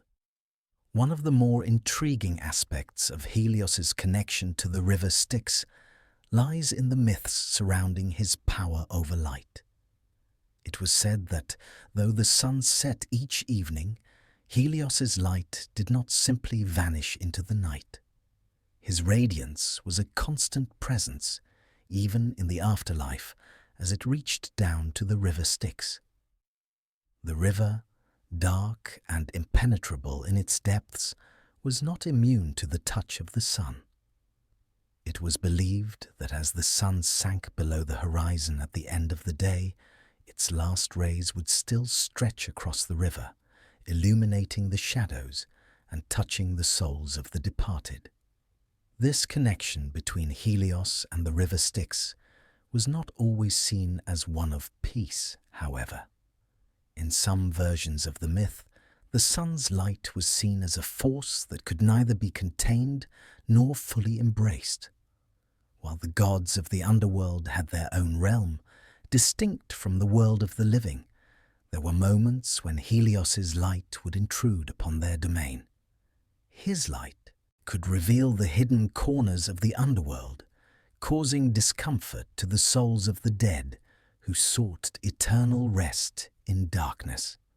But the sun's influence was inescapable, even in the shadowy domain of Hades, as it was a force that bound the universe together. In a more symbolic sense, the river Styx and its connection to Helios represented the cyclical nature of life and death. Just as Helios's chariot traversed the sky each day, bringing light to the earth, and then withdrawing into the night, the river Styx embodied the transition between life and death, an inevitable cycle that mirrored the passage of the sun. The river's waters, ever moving and unyielding, were a reminder of the unbroken flow of time, just as the setting and rising of the sun marked the passage of days.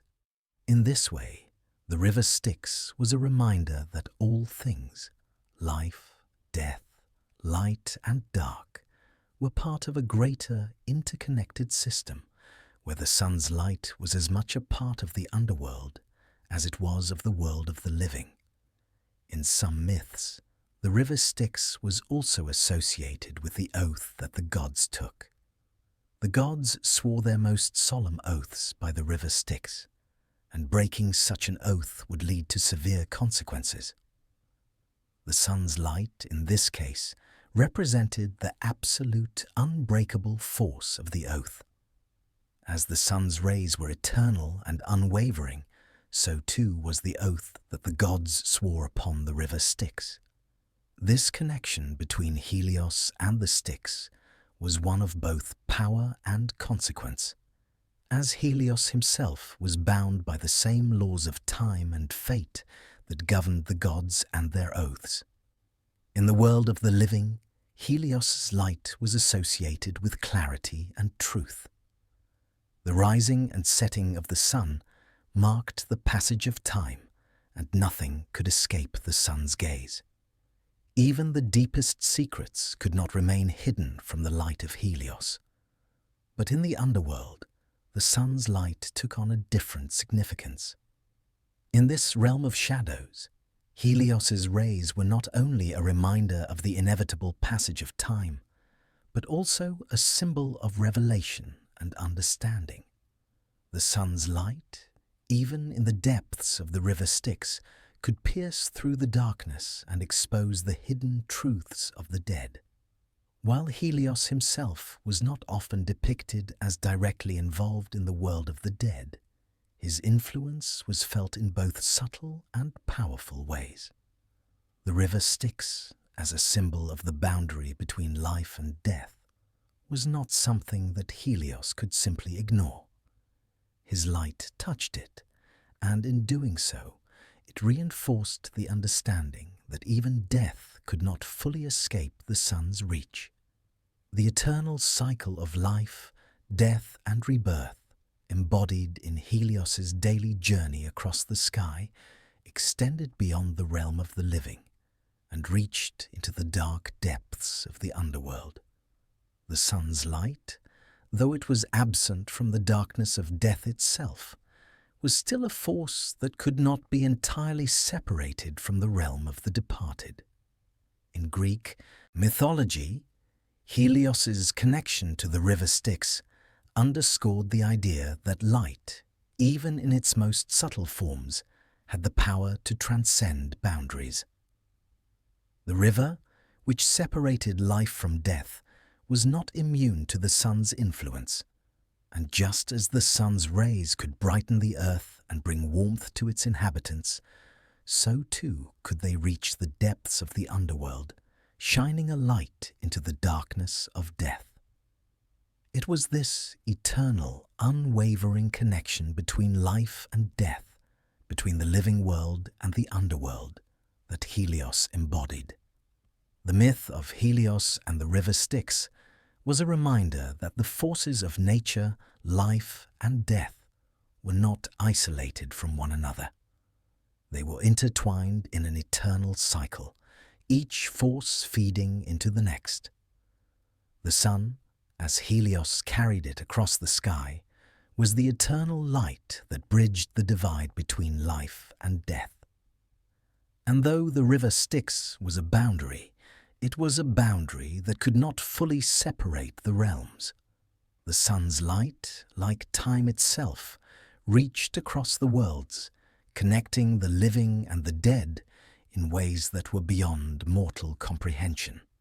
As the eternal charioteer of the sun, Helios was not only a symbol of light and warmth, but also the governing force behind the very rhythms of life that unfolded on the earth below. His journey across the sky each day did not simply mark the passage of time. It also defined the seasons, each one unfolding in a delicate balance of light, heat, and renewal.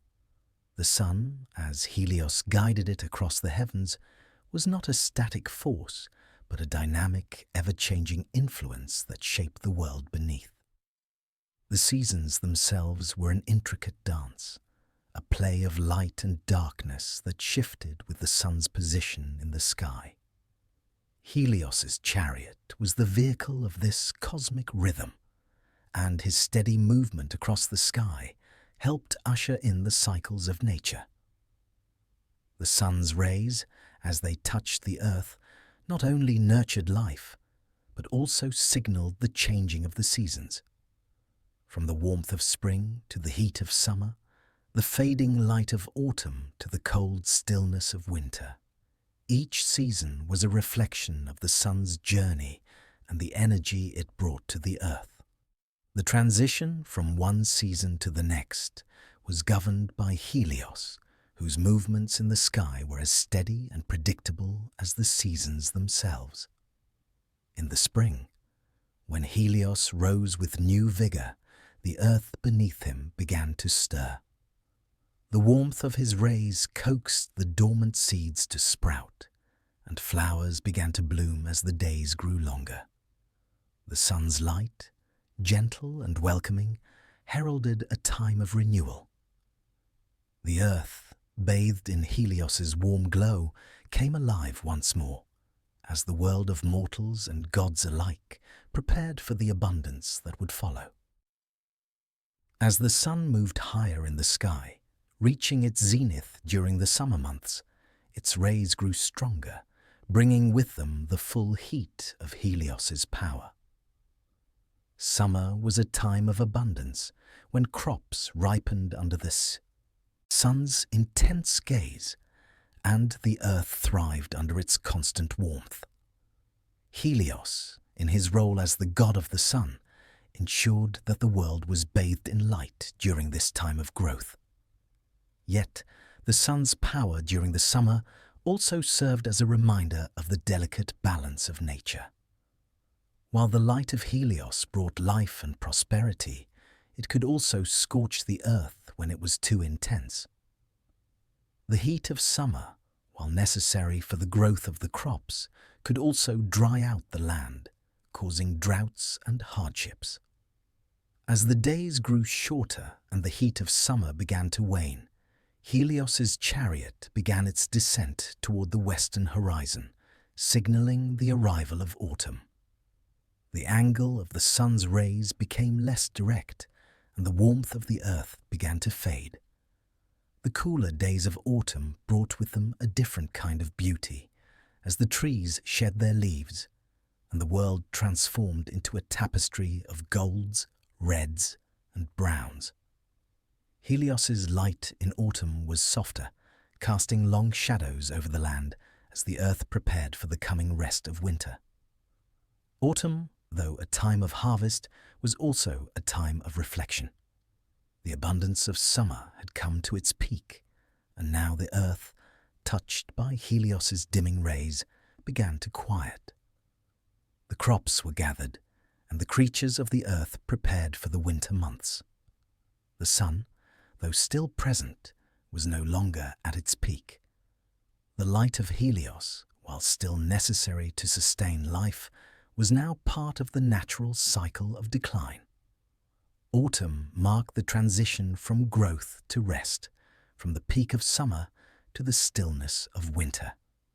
Winter, the final season, was the time when the sun's influence seemed at its weakest. The sun's rays, now low in the sky, barely touched the earth, leaving much of the world in darkness. The days grew shorter, and the nights stretched long and cold. For the mortals and gods alike, winter was a time of quiet, a time of rest, when nature seemed to retreat into itself, waiting for the renewal that would come with the arrival of spring. Yet, even in the darkest of winter's days, Helios's light was never completely absent. It was said that his rays could still be felt, faint and distant as they lingered on the horizon, promising the return of warmth and growth. In this way, the seasons were a reflection of the eternal cycle of life, death, and rebirth, all guided by Helios's unyielding journey across the sky. Though Helios did not have the power to control the winds or the rains, his role in the changing of the seasons was one of immense significance. The Earth's seasons were defined by the intensity and angle of the sun's rays, and it was Helios who governed the sun's path. His chariot, as it moved from east to west each day, mirrored the changing of the seasons, from the first warmth of spring to the height of summer, from the gentle decline of autumn to the stillness of winter. Each season was a chapter in the ongoing story of life on Earth, and Helios's light was the force that tied them all together. In some versions of the myth, the seasons were not only defined by the movement of the sun, but also by the actions of the gods. The changing of the seasons was often tied to the stories of gods and goddesses, each one contributing to the cycles of life in their own way. For example, Demeter, the goddess of agriculture, was said to have had the power to make the crops grow, while her daughter Persephone's journey to the underworld was believed to be the reason for the changing of the seasons. When Persephone was in the underworld, Demeter mourned, and the earth was barren. But when her daughter returned, the earth flourished again.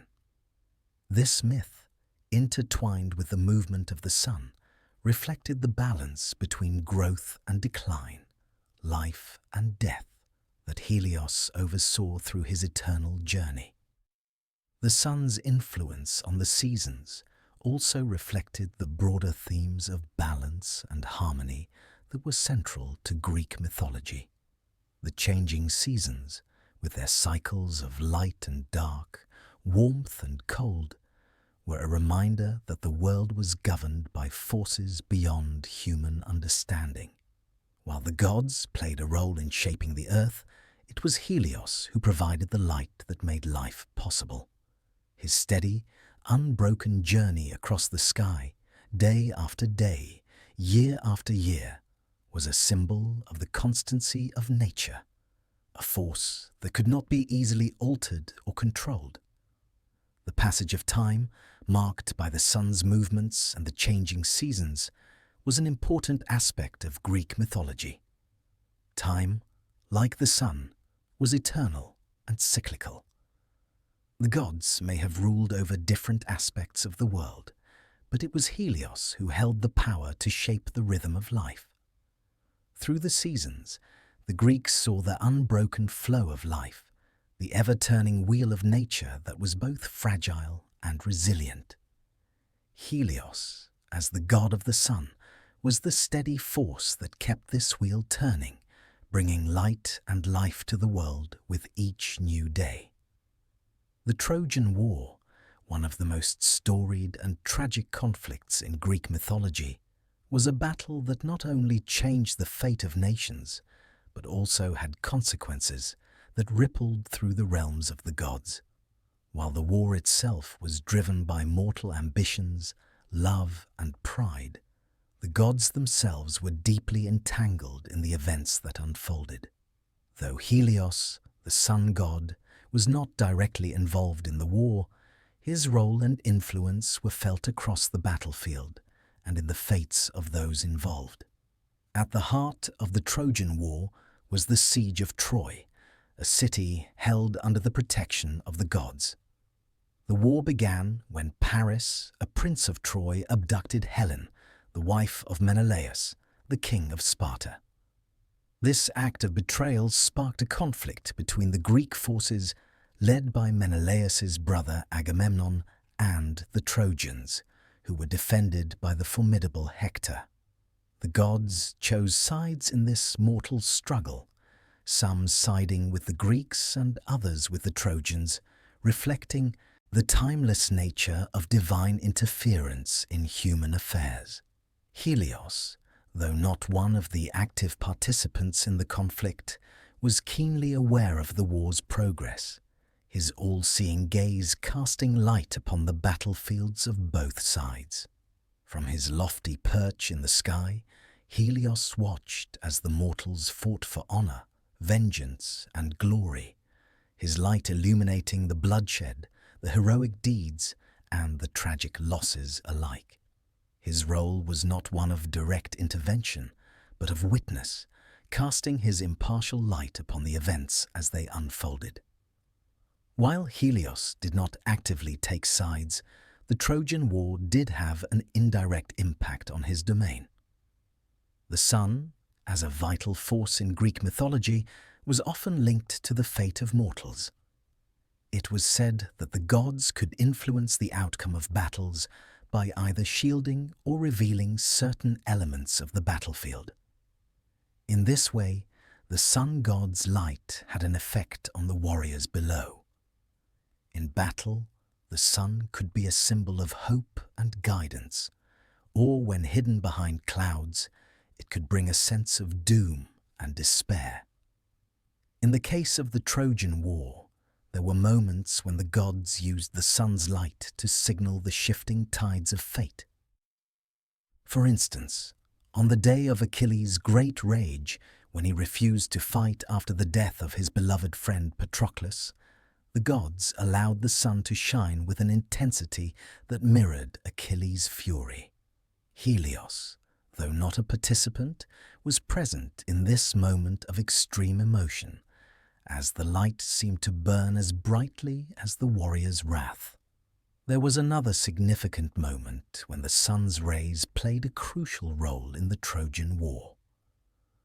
When the Greeks, led by Odysseus and his cunning strategy, sought to breach the walls of Troy with the infamous wooden horse, it was the sunlight that illuminated the path to victory.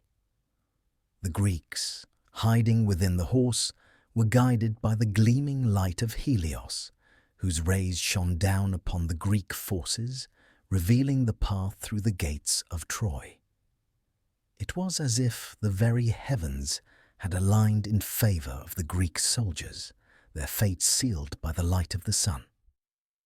Yet, even as the sun provided clarity and guidance, it also revealed the horrors of war.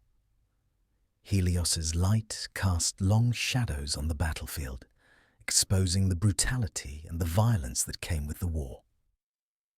The dead, the wounded, and the grieving families were all touched by the sun's rays, and the gods could not escape the weight of the mortal suffering they had caused.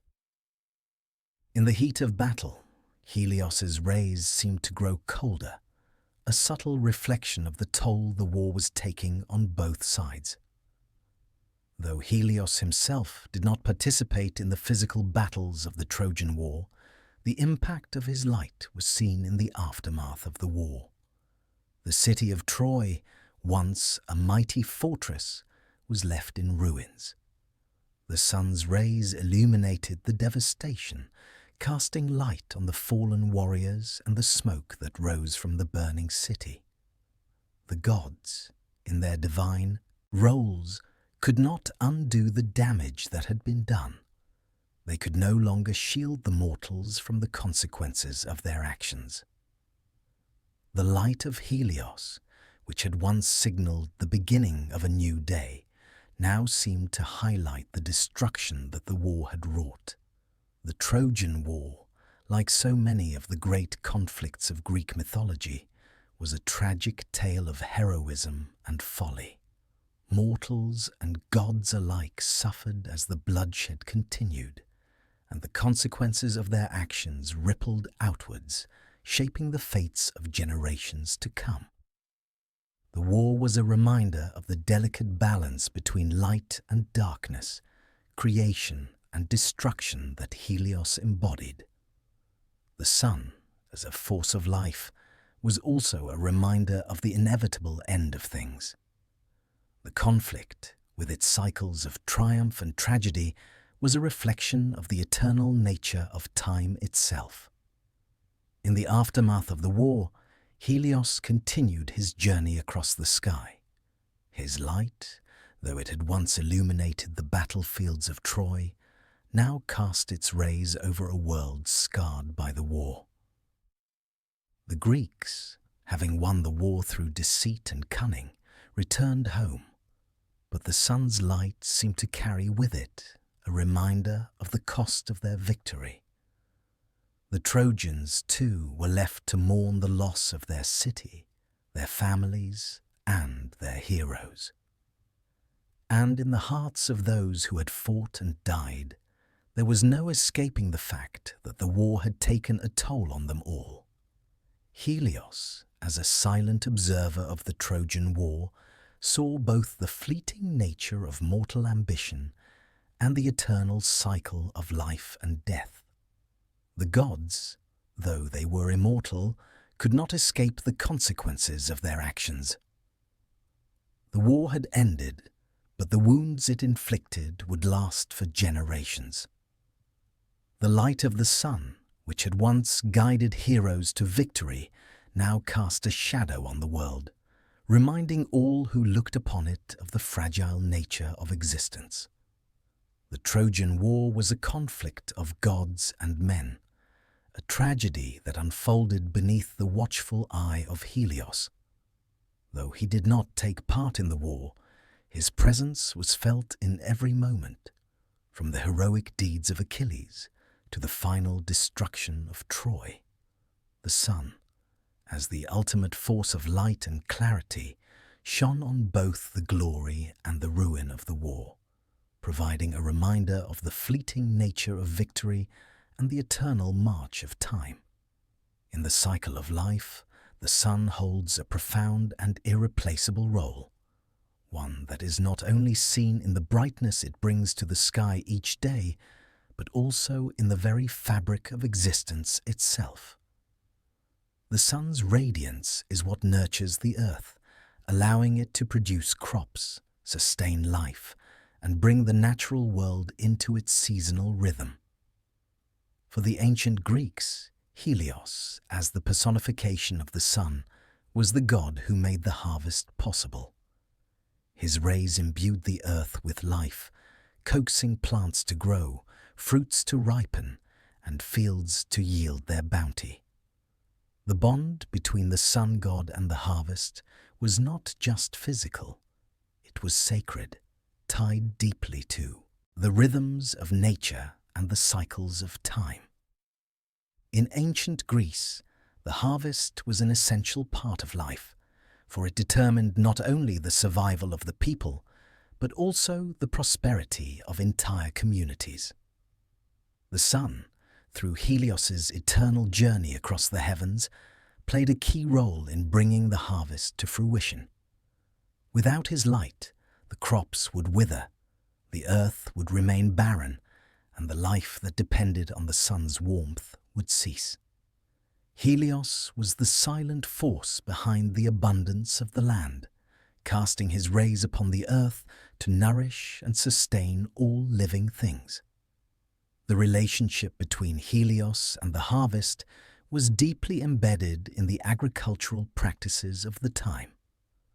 Farmers would pray to Helios, offering sacrifices and making vows in hopes that his light would ensure a bountiful crop. The crops themselves, whether wheat, barley, grapes, or olives, all depended on the sun for their growth. The sun was not only the giver of warmth, it was the source of vitality, fueling the very growth of the plants that sustained human life.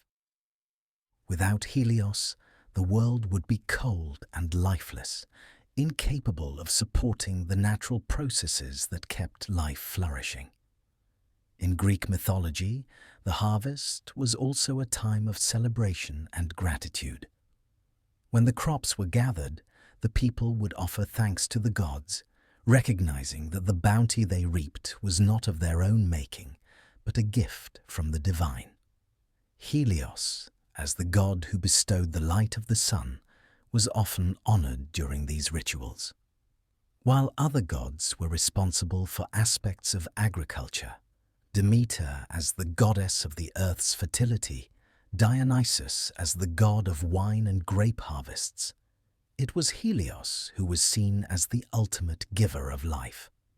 His light was what turned the seeds of the earth into flourishing crops. The harvest season was a time when the sun was at its most powerful. As Helios's chariot climbed higher in the sky, the heat of the summer ensured that crops would ripen. This period of intense light and warmth was critical to the success of the harvest. The sun's rays coaxed the growth of wheat in the fields, the olives on the trees, and the grapes on the vines. These crops were the lifeblood of the agricultural society, providing sustenance and nourishment not only for the Greeks themselves, but also for the gods in the form of offerings. The harvest, though a time of plenty, was also a time of intense work, as farmers labored under the burning sun to bring in the bounty of the earth. For many, the harvest symbolized a connection to the natural order of the world, and it was seen as a reflection of the divine balance between life and death. The crops that grew under Helios's light symbolized renewal and abundance, yet they also represented the cycle of mortality. Just as the crops grew, ripened, and were eventually harvested, so too did human life follow a similar pattern. The passage of time was marked by the sun's movement across the sky, and the harvest was a reminder of the inevitable cycle of life seasons. The Greek mythological calendar revolved around the rhythms of agriculture, and the seasons of planting, growth, and harvesting were intertwined with the movement of the sun. As Helios guided his chariot across the heavens, the changing seasons marked the passage of time from spring to summer to fall. During the summer months, when the sun was at its peak, the crops would grow and reach their full potential. The long days of sunlight ensured that the land would yield a bountiful harvest. The intensity of the sun during these months was a reflection of the abundance that would follow. When autumn came, the harvest would be gathered, and the fruits of the land would be brought in to feed the people and to offer to the gods. Helios's role in the harvest was also closely tied to the cyclical nature of life and death. While the sun brought life and growth to the crops, it also marked the passage of time, heralding the end of one season and the beginning of another.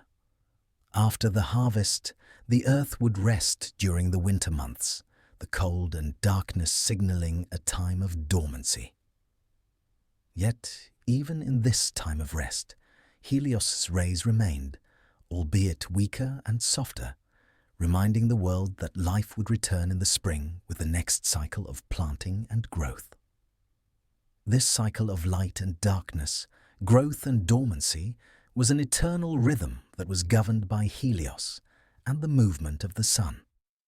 The Greeks recognized the importance of the harvest in their religious and cultural life. They held festivals to honor the gods of agriculture. But Helios, as the giver of light, was also celebrated. In the countryside, rituals were held to ensure that the sun would shine brightly on the fields, helping the crops to ripen. These rituals were meant to seek the blessings of Helios, to ensure that the sun's rays would continue to nourish the earth. At the time of the harvest, farmers would pause their work to give thanks to Helios for his role in providing the light that allowed the crops to flourish. Yet, despite the recognition of Helios's influence, the harvest was not always a guarantee of prosperity.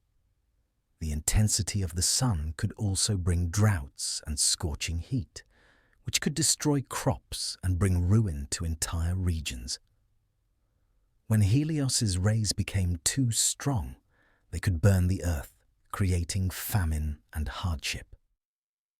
In times of drought, the people would offer prayers to Helios, asking for relief, but it was also understood that the sun was a force beyond their control. As much as they depended on the sun, they also feared its potential for destruction. The harvest also marked the end of one cycle and the beginning of another, symbolizing the constant flow of life. For the Greeks, the changing seasons were a reminder of the impermanence of life itself. The crops would grow, ripen, and be harvested, only to begin again the next year. Just as the land rested during the winter, so too did human life move through cycles of birth, growth, and decay. The sun, in its eternal journey across the sky, was both the sustainer of life and the marker of time. It guided the people through the seasons, offering both warmth and light, but also bringing with it the inevitability of change. Helios, as the sun god, was not just a divine being, but a vital force in the natural order. His light brought life to the earth, but it also reminded the Greeks of the delicate balance between growth and decay, between abundance and scarcity. The harvest, as a reflection of the sun's power, was both a time of celebration and a time of reflection on the cycles of life. The sun, in its ever-moving course across the heavens, was a reminder that all things, both in nature and in human life, are in a constant state of change. Heracles, the greatest of the Greek heroes, was a figure whose deeds would echo through the annals of time.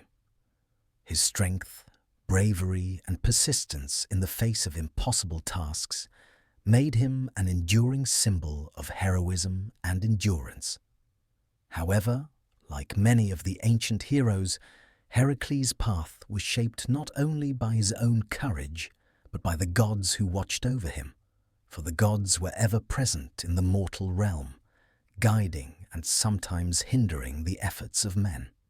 One such god who played an indirect yet significant role in Heracles' journey was Helios, the god of the sun.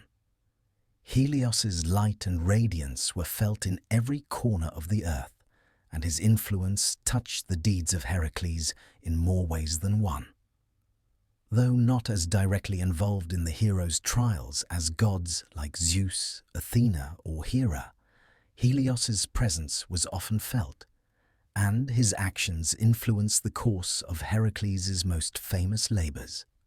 Heracles' first encounter with Helios's power occurred during his 10th labor, the retrieval of the cattle of Geryon, a three-bodied monster who lived on the far western edge of the world. This was no simple task, for the cattle of Geryon were kept in a remote and dangerous land, guarded by fierce creatures, including the giant dog Orthros and the fearsome Erymanthian boar. But even more daunting was the vast and harsh landscape that Heracles would have to traverse to reach Geryon's herd. It was in this journey that Helios's light would play a pivotal role. As Heracles made his way across the endless plains and mountains, he found himself in the land of the Hyperboreans, where the sun's light was unusually strong and unrelenting. In some versions of the myth, Helios's chariot could be seen riding directly overhead, a constant source of heat and light that burned relentlessly upon the hero as he ventured farther and farther from his homeland. While the sun's rays offered warmth and clarity, they were also intense and unyielding. The sun seemed to mock Heracles as he made his journey, testing his endurance, as if to ensure that only the truly strong could claim victory. Helios, seeing the hero's plight, did not offer aid directly, but, in a symbolic gesture, allowed Heracles a moment of respite. In some versions of the myth, Helios gifted Heracles with a golden cup, a vessel that would carry him across the ocean to Geryon's island.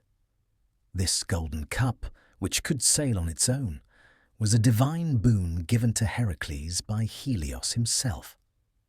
It was a tool that allowed the hero to cross the vast expanse of water quickly, bypassing the perilous terrain and dangerous creatures that would have otherwise slowed his progress.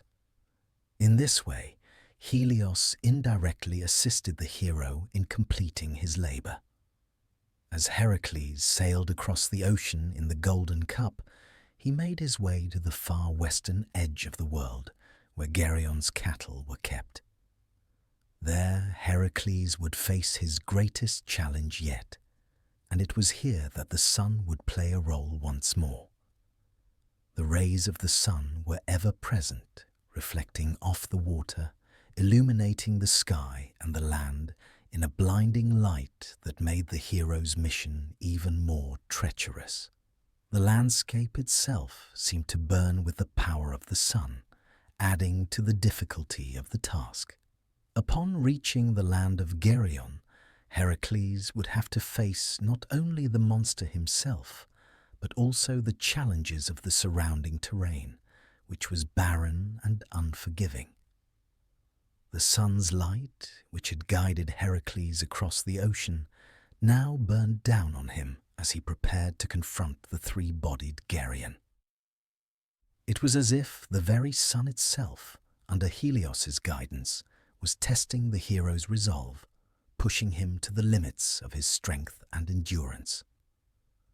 The battle with Geryon was fierce and marked by Heracles' skill with a bow and his strength.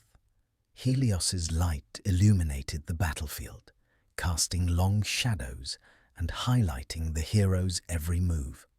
As Heracles felled Geryon and captured the cattle, the sun's light seemed to celebrate the hero's victory. But the struggle was far from over. Heracles now had to return the cattle to Eurystheus, a journey that would take him through more trials and more encounters with both mortals and gods. And once again, the light of the sun would play a role in guiding or hindering him. Helios's influence on Heracles did not end with the cattle of Geryon.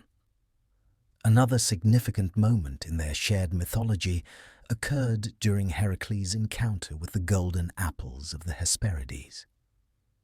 These apples, which were guarded by a dragon named Ledon, were another of Heracles' 12 labors. Though this labor is often remembered for Heracles' encounter with the nymphs who guarded the tree, it was Helios's light that once again shaped the hero's path. The Garden of the Hesperides was located in the farthest reaches of the world, a place where the sun's light was particularly strong, and it was said that the tree that bore the golden apples grew in a place where the sun shone brightly at all times. The light from Helios's chariot illuminated the garden, making the golden apples shimmer like treasures in the sun. But as Heracles made his way to the garden, he once again faced the intensity of the sun's heat. The journey to the Hesperides was a dangerous one, and Helios's rays made it all the more difficult. Helios, ever the witness to mortal actions, watched as Heracles battled Ledon, the dragon who protected the apples. The bright light of the sun cast a shadow over the struggle, highlighting the intensity of the task. Once again, Helios did not directly intervene, but his light played a role in the task's completion. It was through Helios's influence that the golden apples were eventually claimed, for the sun illuminated Heracles' path, guiding him in his final steps toward victory.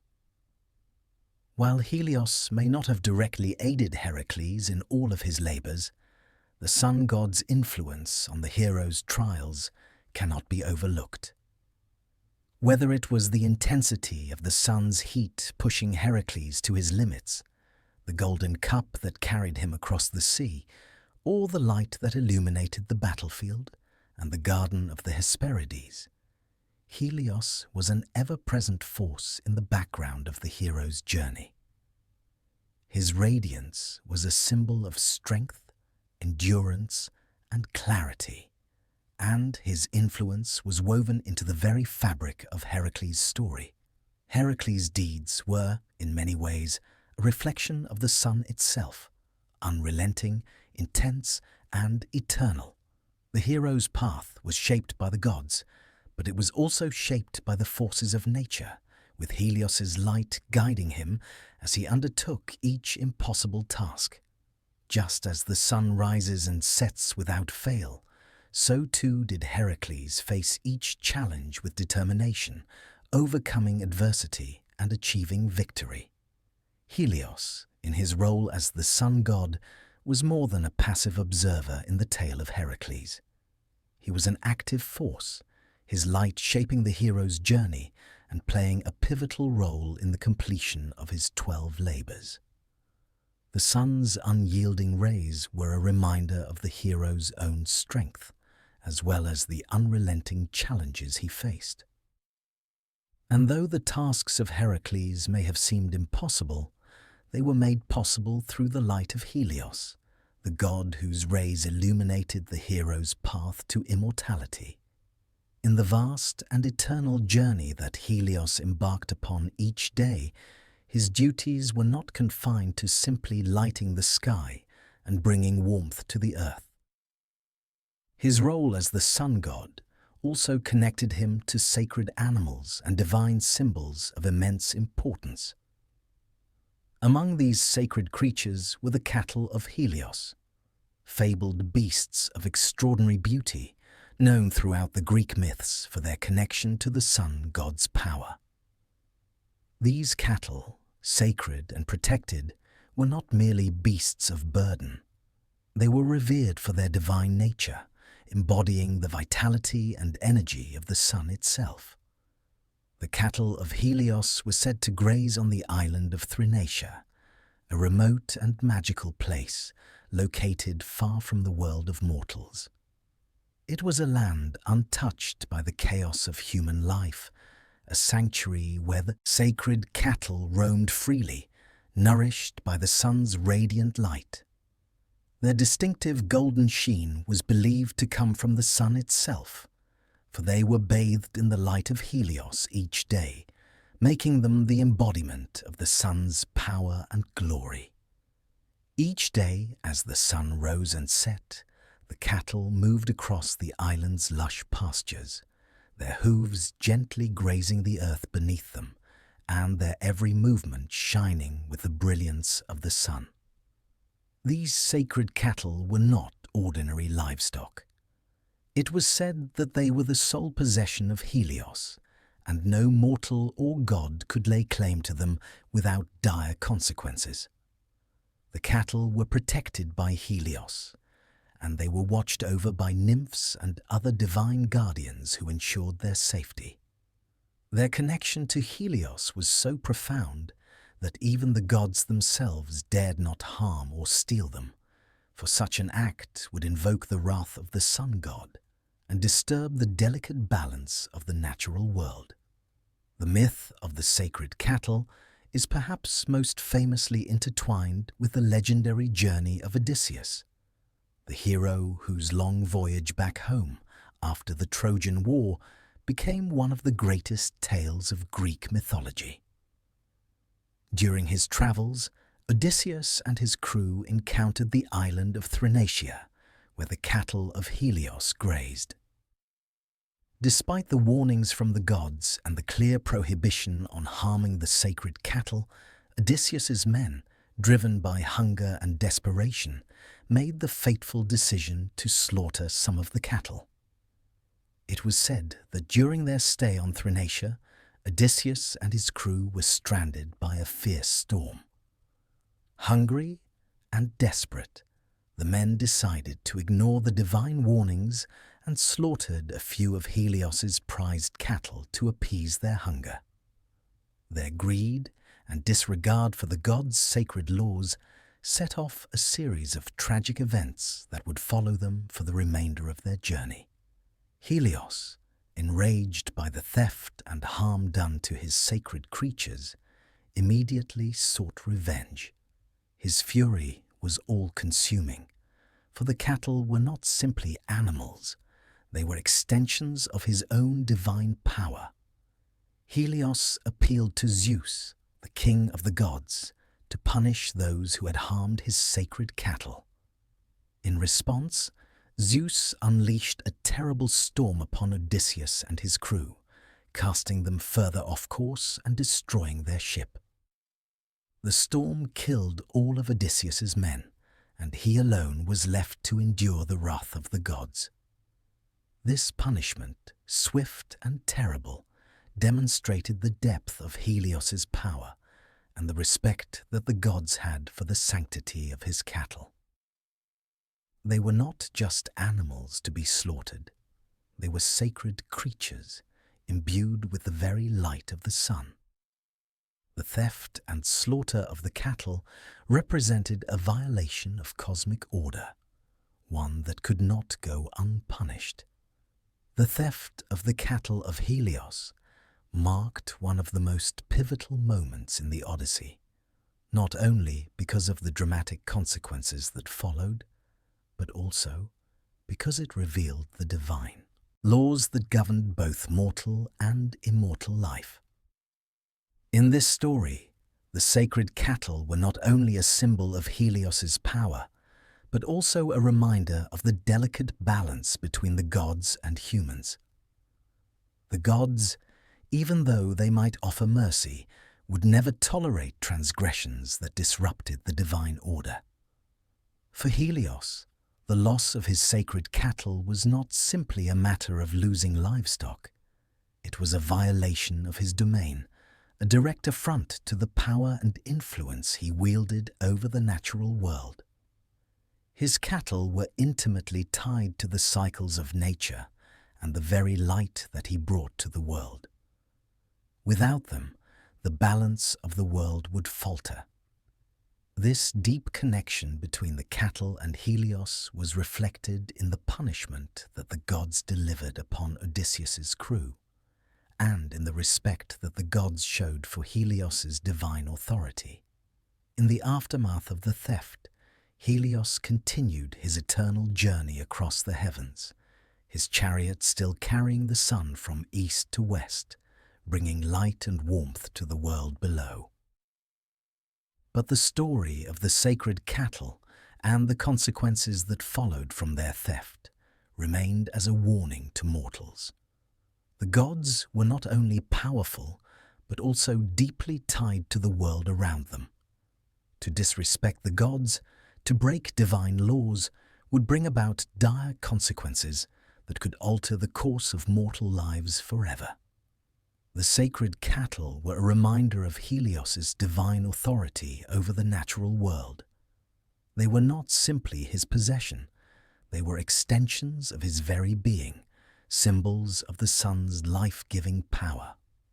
As the sun god's guardians, the cattle represented the vital connection between the heavens and the earth.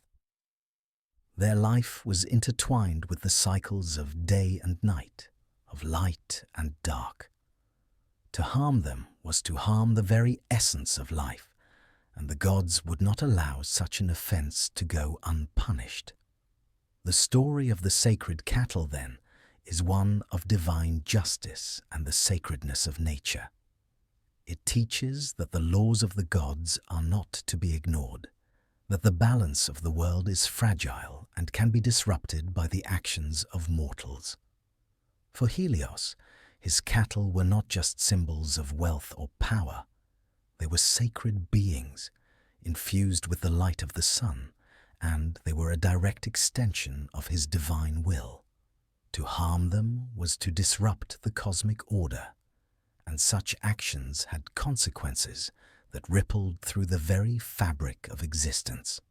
In the larger scheme of Helios's myth, the sacred cattle served as a reminder of the sun god's ultimate power over both life and death.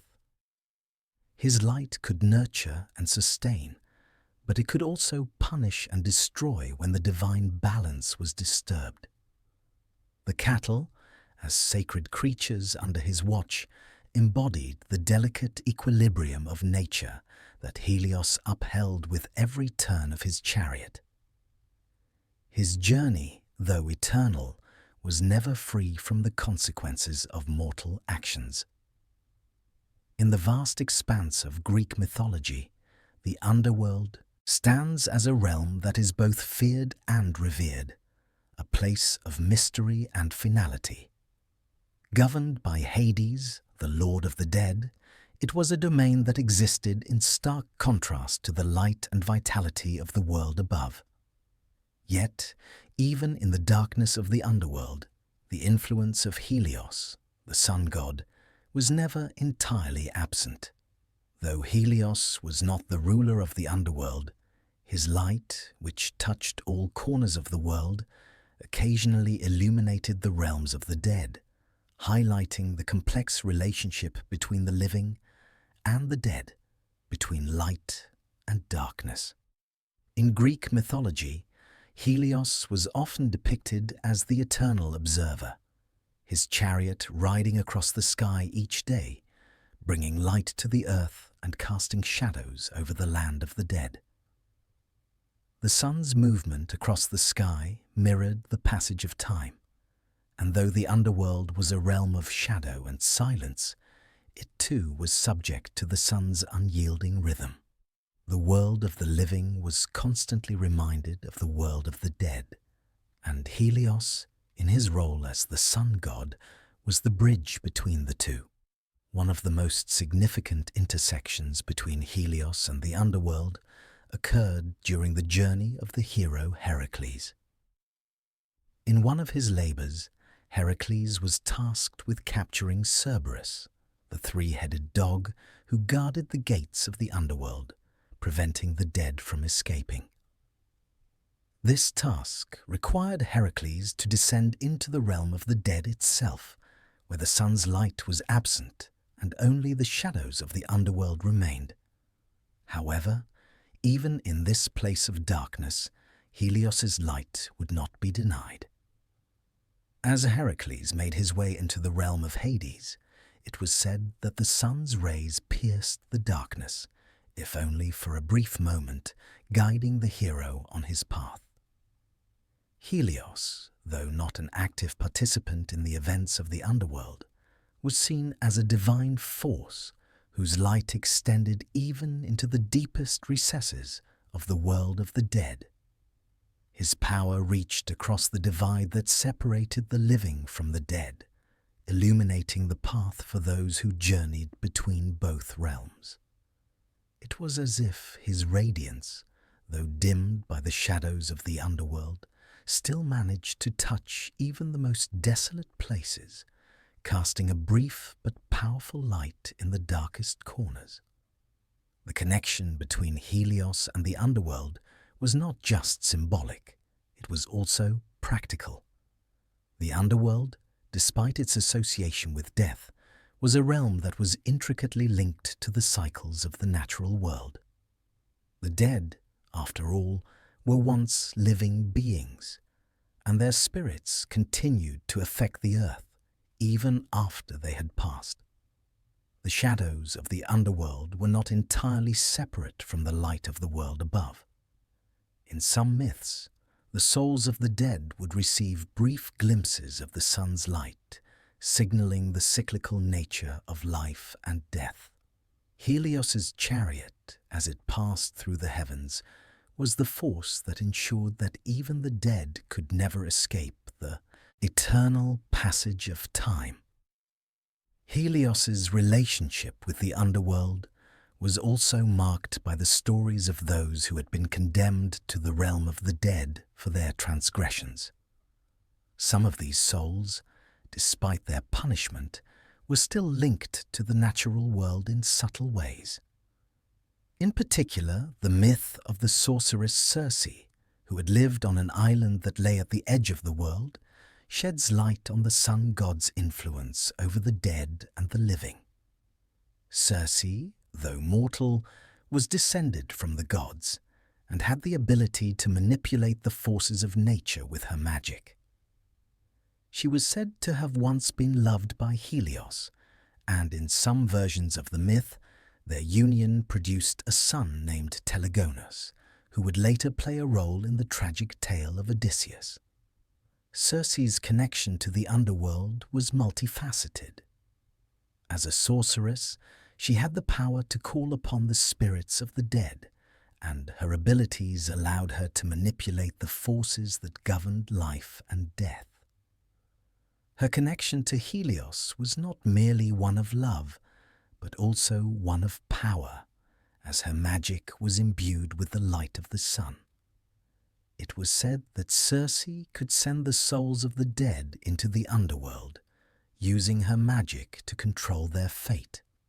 In this way, Helios's influence extended beyond the world of the living and into the realm of the dead, where his light guided the souls to their final resting places. While Helios was a god whose domain was the sky, and while his light was associated with the living world, his influence was far-reaching. The underworld, though a place of death, was not without its connection to the sun.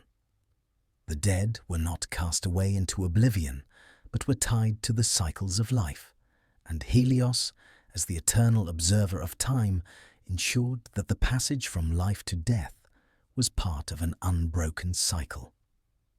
The dead, like the living, were subject to the forces of nature, and the light of Helios was a reminder of the eternal rhythm that governed all existence. The story of Orpheus, the legendary musician, further illustrates Helios's subtle influence on the underworld. Orpheus, a mortal blessed with the power to charm the gods and the creatures of the earth with his music, ventured into the underworld to retrieve his wife, Eurydice, who had died prematurely.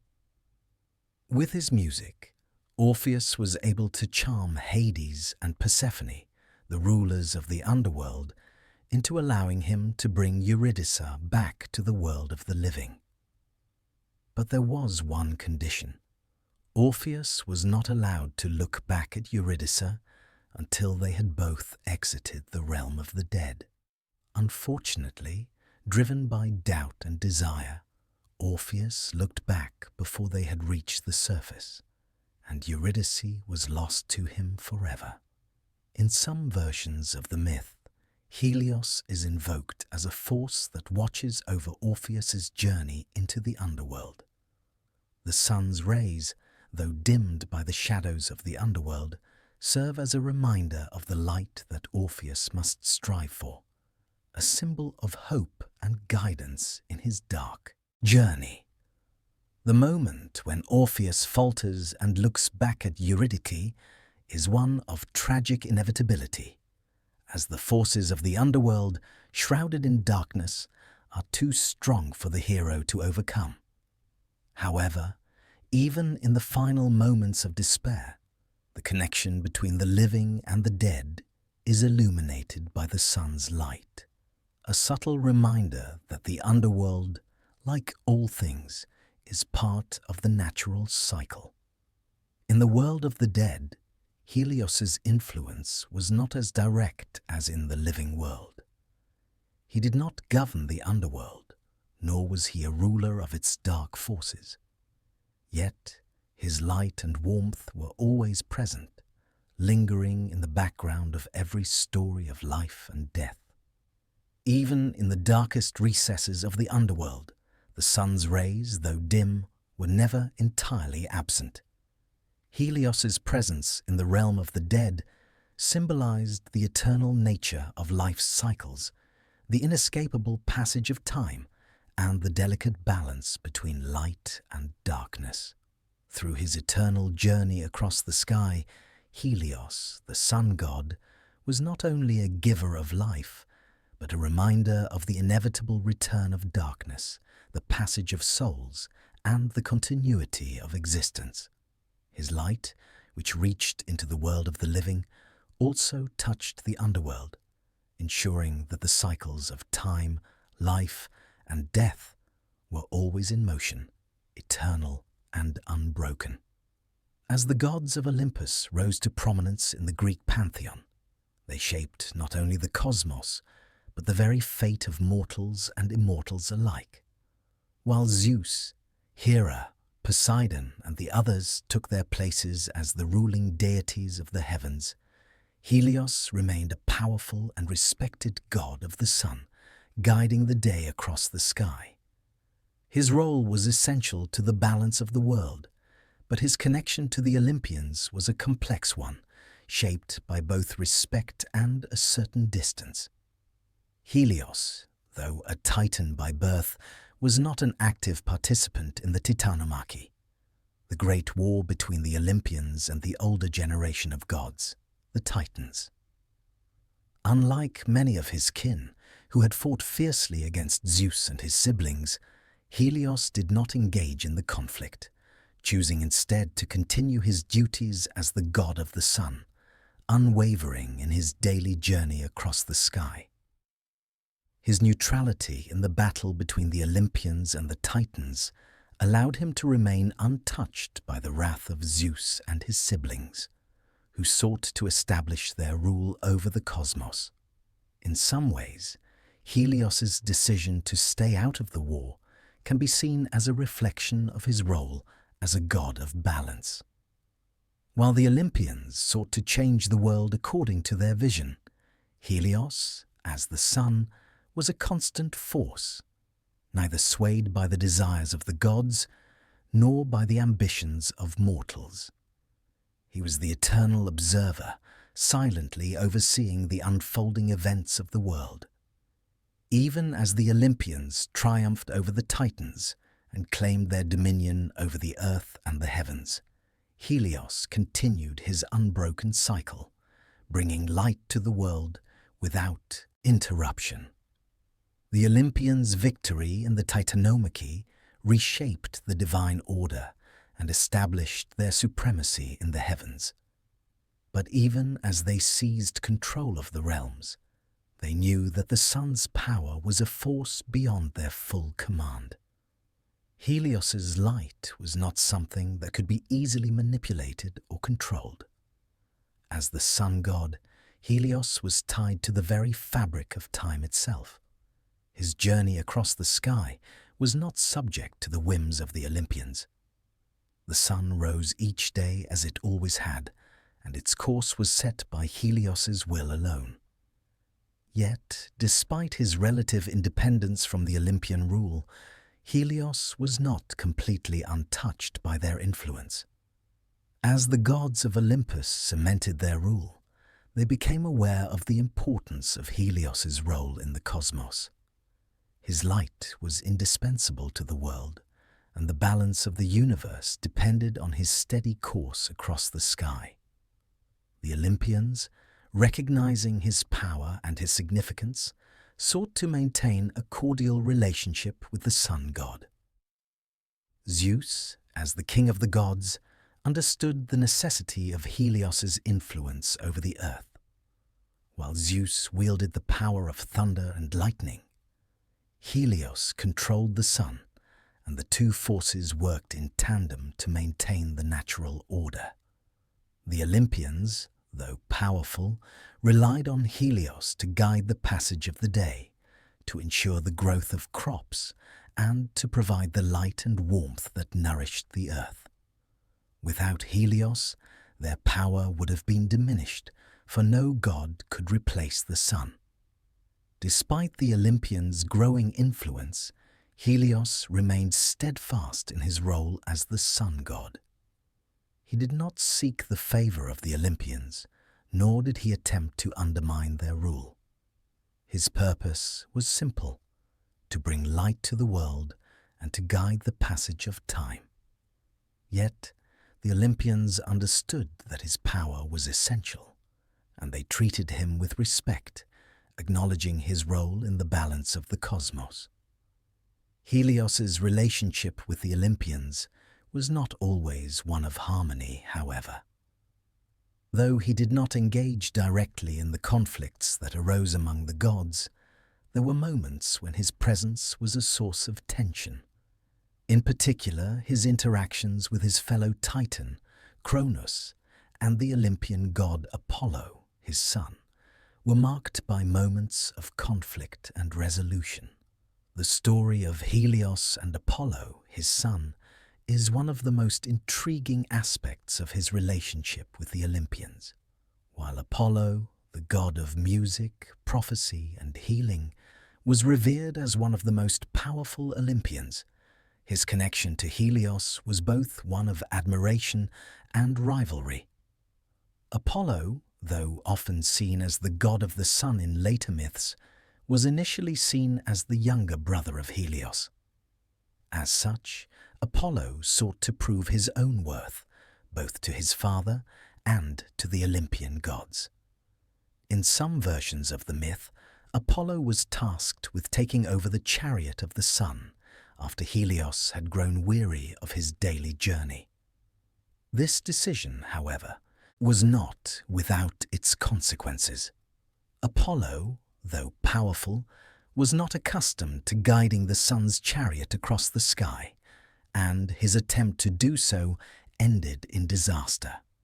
The horses of the sun's chariot, which were wild and unruly, could not be controlled by Apollo, and they veered off course, nearly causing havoc on the earth below.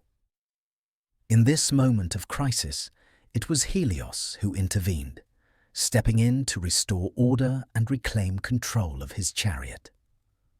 Though Apollo was deeply embarrassed by his failure, Helios did not rebuke his son. Instead, he offered gentle guidance, teaching Apollo the importance of patience, skill, and restraint. The lesson was a reflection of the relationship between the sun god and the Olympians, a relationship that was marked by both respect and the recognition that even the most powerful gods could not easily control the forces of nature. Despite the challenges and tensions that arose between Helios and the Olympians, there was an underlying sense of unity that bound them together. The Olympians may have been the rulers of the heavens, but it was Helios's light that governed the natural world. The sun's radiance was the force that kept the world alive, and the Olympians understood that they could not claim full dominion over the world without acknowledging the power of Helios. His light, steady and unwavering, was as eternal as the gods themselves. As the Olympians solidified their reign over the cosmos, they knew that their success depended on the cooperation of the gods like Helios, who were indispensable to the world's balance. While Zeus ruled the heavens with his thunderbolts and Poseidon controlled the seas with his trident, it was Helios who controlled the sun, and in doing so, controlled the flow of time, the seasons, and the very essence of life itself. His influence over the natural world was as powerful as any of the Olympian gods, and his unwavering journey across the sky was a reminder that, in the end, the forces of nature could not be fully controlled, even by the most powerful of deities. In many ways, the Olympians' triumph over the Titans was not a complete victory. Though the Olympians had taken their place as the rulers of the heavens, they could not fully claim dominion over the natural world. The sun, in all its radiant power, was not theirs to command. Instead, Helios, the sun god, continued his eternal journey across the sky, illuminating the world below and reminding the gods and mortals alike that the forces of nature were eternal, constant, and beyond their full control. As the god of the sun, Helios not only illuminated the world, but also played a crucial role in the unfolding of fate, especially through his connection to prophecy. In Greek mythology, the sun was often associated with knowledge and foresight, as its light revealed the hidden truths of the world. While the gods of Olympus wielded power over various domains, it was Helios's light that provided clarity, bringing both literal and metaphorical illumination to the events of the mortal realm. His association with prophecy was not only symbolic, but integral to the destiny of both mortals and immortals alike. One of the most prominent aspects of Helios's connection to prophecy was his ability to see all things. As the sun god, Helios was thought to have the ability to gaze upon the world in its entirety. Nothing was hidden from his sight, not even the deepest secrets or the most concealed actions. His watchful eyes were said to see everything that transpired under the sun, from the quietest moments in the fields to the most dramatic battles between gods and men. This all-seeing gaze made Helios a key figure in the prediction of future events, for his knowledge of the world allowed him to foresee the twists of fate and the outcomes of crucial decisions. In some myths, Helios was depicted as a god who possessed great wisdom and insight. Though he did not speak in riddles like Apollo, the god of prophecy, Helios's knowledge of the future was still immense. He had the power to reveal the truth of any situation simply by casting his light upon it. This connection between the sun god and the truth of the world made Helios a powerful ally or adversary, depending on whose interests were at stake. One of the most significant instances where Helios's connection to prophecy played a role was in the tale of the Trojan War. While Helios himself did not directly participate in the war, his influence over the course of the conflict was undeniable. The sun's light, which illuminated the battlefield each day, was a reminder of the inevitable passage of time, the lives lost, and the consequences of the choices made by the mortals and gods involved. It was said that Helios's rays shone upon the warriors of both the Greeks and the Trojans, revealing their fates as they fought. In this way, the sun god became a silent witness to the unfolding of destiny, a force that illuminated the choices that led to the tragic outcome of the war. Helios's connection to prophecy was also seen in the story of Oedipus, whose tragic fate was sealed long before his birth. Oedipus, the son of Laius and Jocasta, was doomed by a prophecy foretold by the oracle at Delphi. The prophecy predicted that Oedipus would kill his father and marry his mother, bringing about the downfall of his family. While the prophecy was delivered by the oracle, it was Helios, the all-seeing sun god, who played an indirect role in its fulfillment. It was said that the sun's light revealed the truth of Oedipus's actions, exposing his tragic mistake as he unknowingly fulfilled the prophecy by killing his father and marrying his mother. In this myth, Helios's light was not just a physical force. It was a symbol of the inescapable truth, the illumination of Oedipus's fate, which he could neither avoid nor deny. The most powerful connection between Helios and prophecy, however, is found in the myth of the golden apples of the Hesperides. These apples, which grew in a distant garden tended by nymphs, were said to bestow immortality. The task of retrieving them was one of Heracles' 12 labors. To succeed in this task, Heracles would need to consult with the Titan Atlas, who held the sky upon his shoulders. Atlas, as the father of the Hesperides, knew the location of the garden and its treasures. However, Helios's involvement was crucial in the success of Heracles' mission. It was through the guidance of Helios's all-seeing light that Heracles could find his way to the garden, and in some versions of the myth, Helios even provided the hero with advice on how to approach Atlas.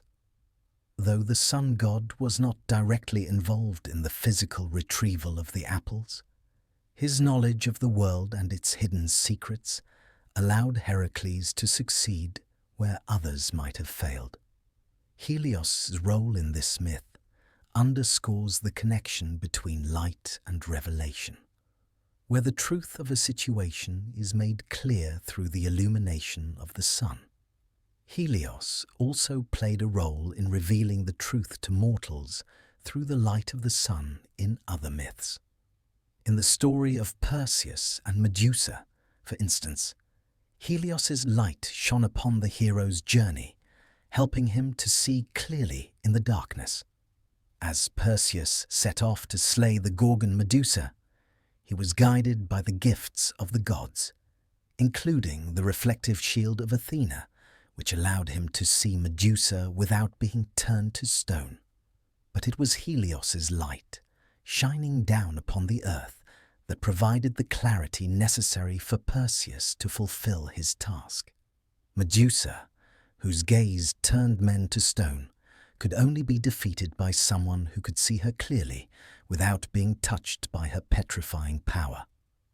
The sun's light, as provided by Helios, allowed Perseus to navigate the darkness and accomplish his mission. In other myths, Helios' role as a revealer of truth was also connected to the punishment of mortals who had wronged the gods. One such example is the myth of King Lycaon, who attempted to test the gods by serving them the flesh of his own son, intending to deceive them into thinking it was animal meat. His heinous act did not go unnoticed. Helios, whose all-seeing light could not be deceived, revealed Lycaon's crime to Zeus. In response, Zeus punished Lycaon by transforming him into a wolf, an animal associated with savagery and wildness, forever marked by his transgression. This act of divine retribution highlighted the role of Helios in revealing the hidden truths of the world and bringing justice to those who sought to deceive or defy the gods. Helios, as the god who brought light to the world, also became a symbol of enlightenment and understanding. His connection to prophecy and revelation was not just limited to the immediate consequences of mortal actions, but also to the broader, more abstract themes of fate and destiny. Through his light, Helios illuminated the paths of gods and mortals alike, making visible the often invisible forces that shaped the course of history. His rays revealed the truths that others sought to conceal, whether they were the secrets of the gods, the dark actions of mortals, or the unavoidable fate that governed the lives of both. In this way, Helios was not merely a god who controlled the sun's movement across the sky. He was a god of truth, a force that illuminated the world and revealed the unseen. His role in prophecy and fate was integral to the understanding of the world itself. For in his light, both the gods and mortals could see clearly the path ahead, or the consequences of straying from it. As the sun god, Helios provided not just warmth and life, but the light of understanding, guiding the events of the world and ensuring that nothing remained hidden from his gaze. Helios, as the god of the sun, held a position of unmatched importance in the Greek pantheon. His radiant light shaped the day, giving life and warmth to all beings on earth. However, his relationship with the mortal realm extended far beyond his duty as the celestial charioteer. As the provider of light, he was inextricably linked to the lives of mortals, both in their everyday existence and in the most profound moments of their lives. His influence, subtle yet ever-present, shaped not only their physical environment, but also their spiritual journeys. In ancient Greece, the sun was regarded as a life-giving force, a symbol of clarity and truth. Without the sun, the world would descend into darkness and life would be impossible. Helios, as the sun god, was not merely a deity who illuminated the earth. He was a god whose presence permeated every aspect of life. From the birth of a child to the harvest of crops, from the rise of empires to the fall of civilizations, Helios's light was ever present. His warmth nourished the crops, empowered the seasons, and provided the energy needed for daily life. Mortals understood that their very survival depended on Helios's journey across the sky, and thus they revered him as one of the most essential deities. The mortal realm, in turn, sought Helios's favor, often invoking his name during significant moments of their lives. Whether it was a farmer hoping for a good harvest, a sailor navigating the seas, or a warrior preparing for battle, they all turned to the sun for guidance and strength. In particular, Helios was worshipped by those who worked in the fields, for it was his light that made their labor possible.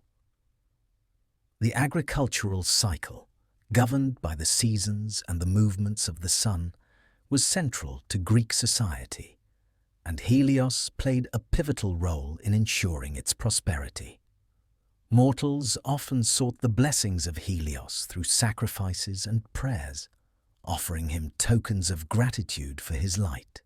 These offerings could range from simple prayers of thanks to more elaborate rituals, including the burning of incense and the presentation of fine goods. Helios was not a god who demanded constant worship or lavish displays of devotion, but he was honored for the vital role he played in sustaining life. In a way, his worship was symbolic of the recognition of nature's power and the understanding that life on Earth was subject to forces greater than human control.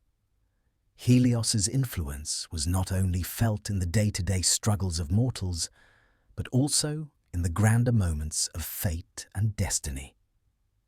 In many ways, Helios was a god of vision and foresight.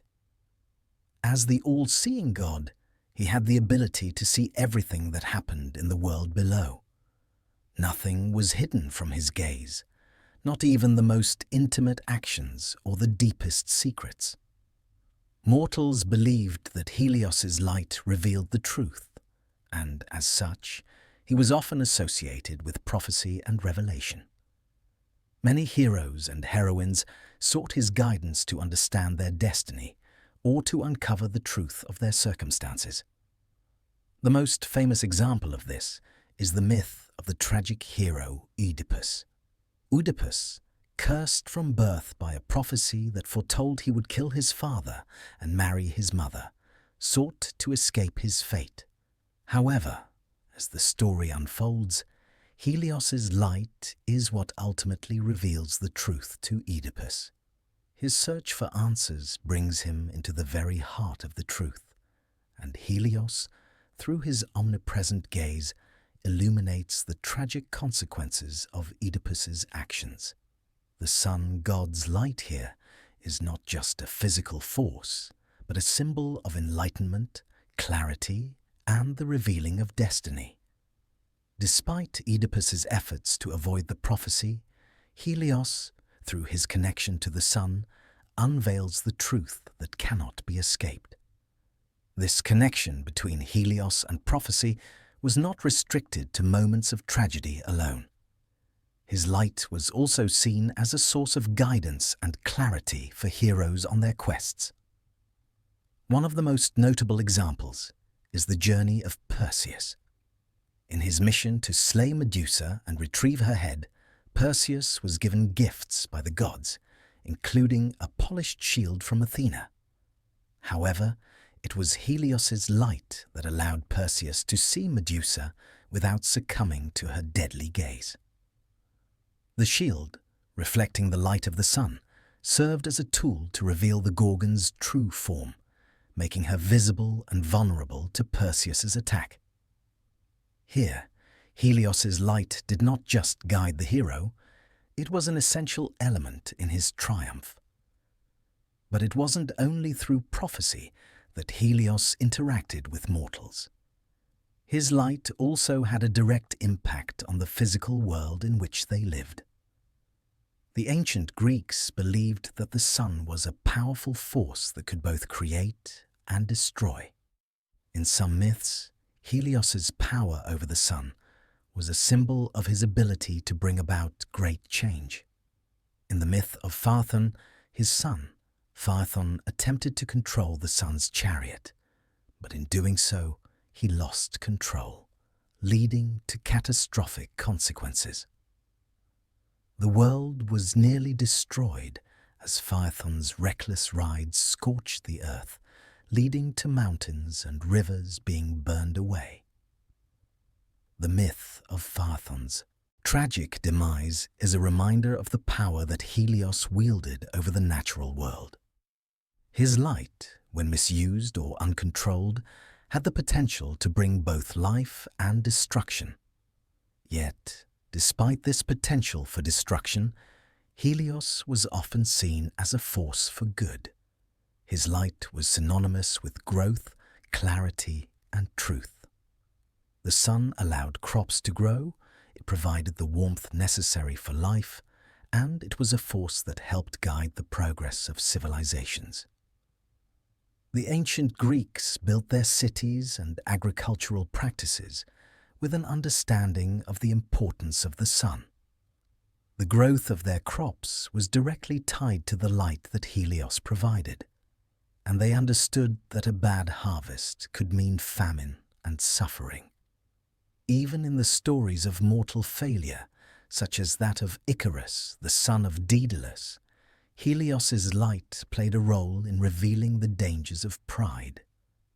Icarus, in his desire to reach the heavens, flew too close to the sun, causing his wax wings to melt and leading to his tragic fall. Though Helios did not intervene in Icarus's fate, his rays, blazing hot in the sky, represented the hubris of mortals who sought to exceed their bounds. In this way, the sun was both a source of life and a reminder of the limitations of human ambition. Helios's connection with mortals was one of both light and shadow, creation and destruction. His presence was ever felt, whether through the warmth of the sun or the truth it revealed. While the gods of Olympus might have ruled the heavens, Helios, as the god of the sun, was the one who truly governed the cycles of the earth, bringing light to both the world of the living and the shadowy realm of the underworld. Mortals looked to him for guidance and sustenance, and his light, whether illuminating the darkest corners of truth or providing warmth and life, was essential to their existence. Through the centuries, Helios remained a central figure in the stories of Greek mythology. His role in the mortal realm was one that transcended the boundaries of divine authority, as his light touched every living being. Whether through the hero's journey, the tragic fall, or the mundane cycle of day and night, Helios was always present. He was the god who illuminated the world, not just with the sun's rays, but with the very essence of life itself. Helios, the sun god of ancient Greece, stood as one of the most significant figures in the pantheon of deities, embodying the very essence of light, time, and life. Though his role in Greek mythology was pivotal, his legacy transcended mere myth and played a crucial role in the religious practices of many ancient cultures, especially in the realm of sun worship. The sun, as the most visible and essential force in the natural world, was always revered. But Helios's evolution as a deity reflected a deeper understanding of divine power, influence, and the connection between humanity and the cosmos. In the early days of Greek mythology, Helios was primarily worshipped as the personification of the sun. His daily journey across the sky in a chariot pulled by 4 fiery horses was seen as a divine event, and his radiance was considered the source of all life and order in the world. As the ancient Greeks understood the cycles of the sun, so too did they recognize Helios as the god responsible for sustaining life on earth. Without his light, the world would fall into darkness and chaos. This centrality of Helios in their religious life was reflected in the numerous temples and altars dedicated to him, where offerings were made in the hopes of receiving his favor. Helios's early worship was, in many ways, straightforward, focusing on his role as the god of the sun and the cycles of the day. The most significant centers of Helios worship were found on the Greek islands, particularly the island of Rhodes.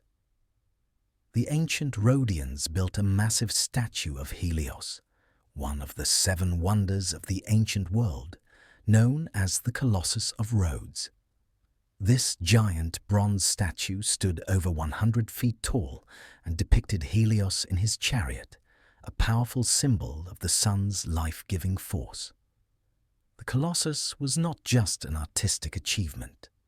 It was a manifestation of the deep reverence the ancient Greeks had for the sun god.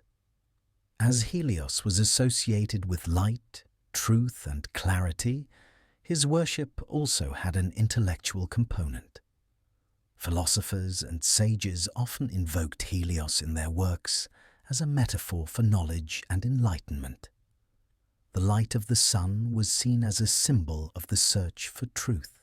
For just as the sun illuminated the world, knowledge illuminated the mind.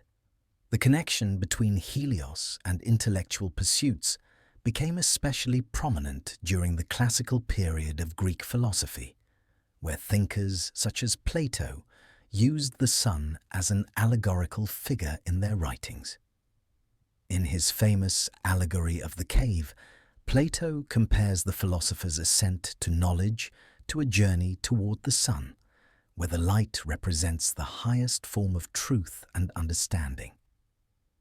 In this sense, Helios's light was not just physical, but also symbolic of enlightenment and divine wisdom.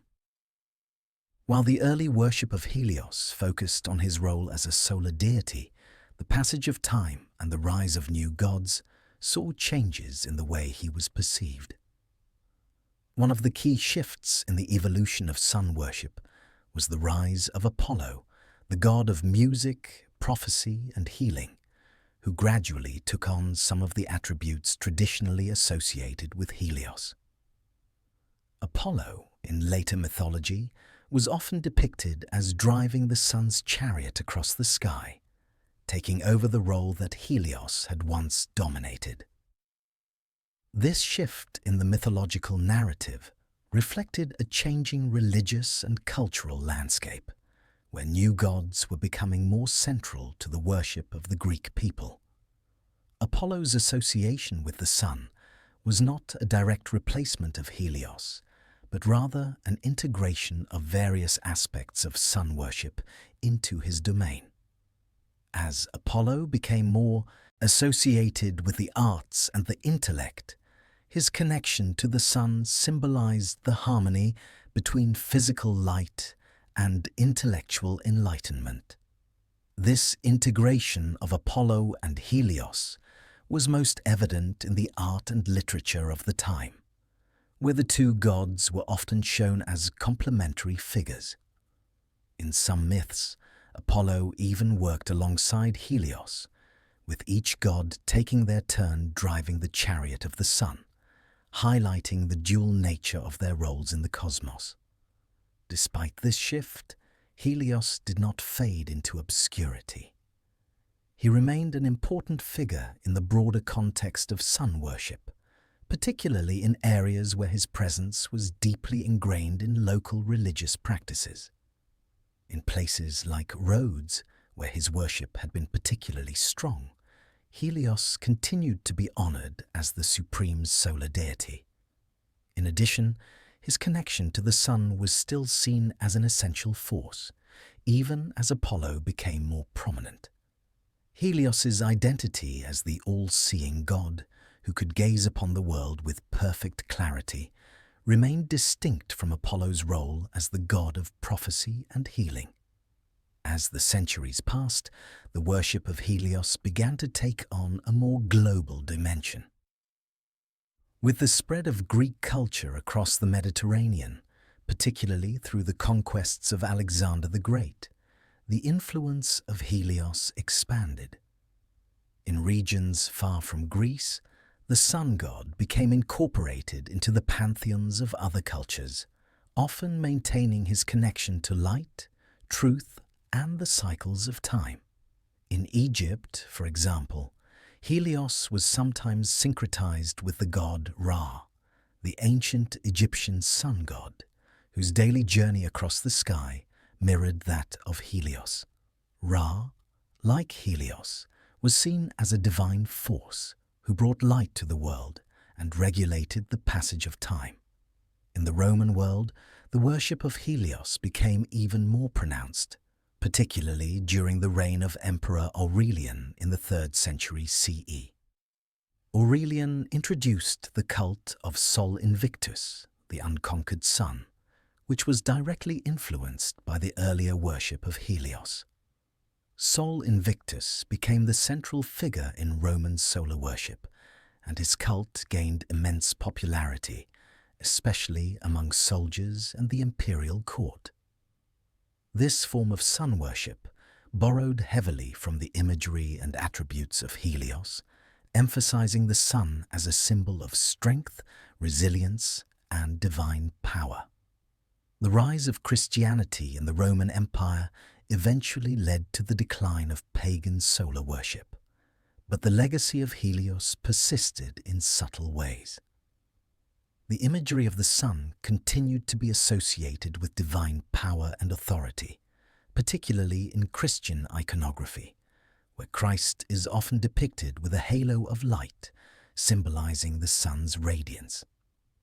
This transition from pagan sun worship to Christian symbolism reflects the enduring significance of the sun in human culture and spirituality.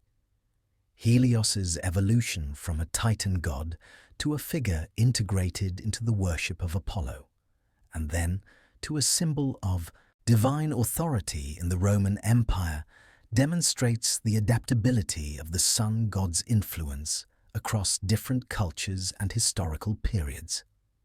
His light, once an essential force in the daily lives of the ancient Greeks, became a universal symbol of life, truth, and enlightenment. In this way, the worship of Helios was not confined to one specific time or place, but became a powerful and enduring element of the human experience.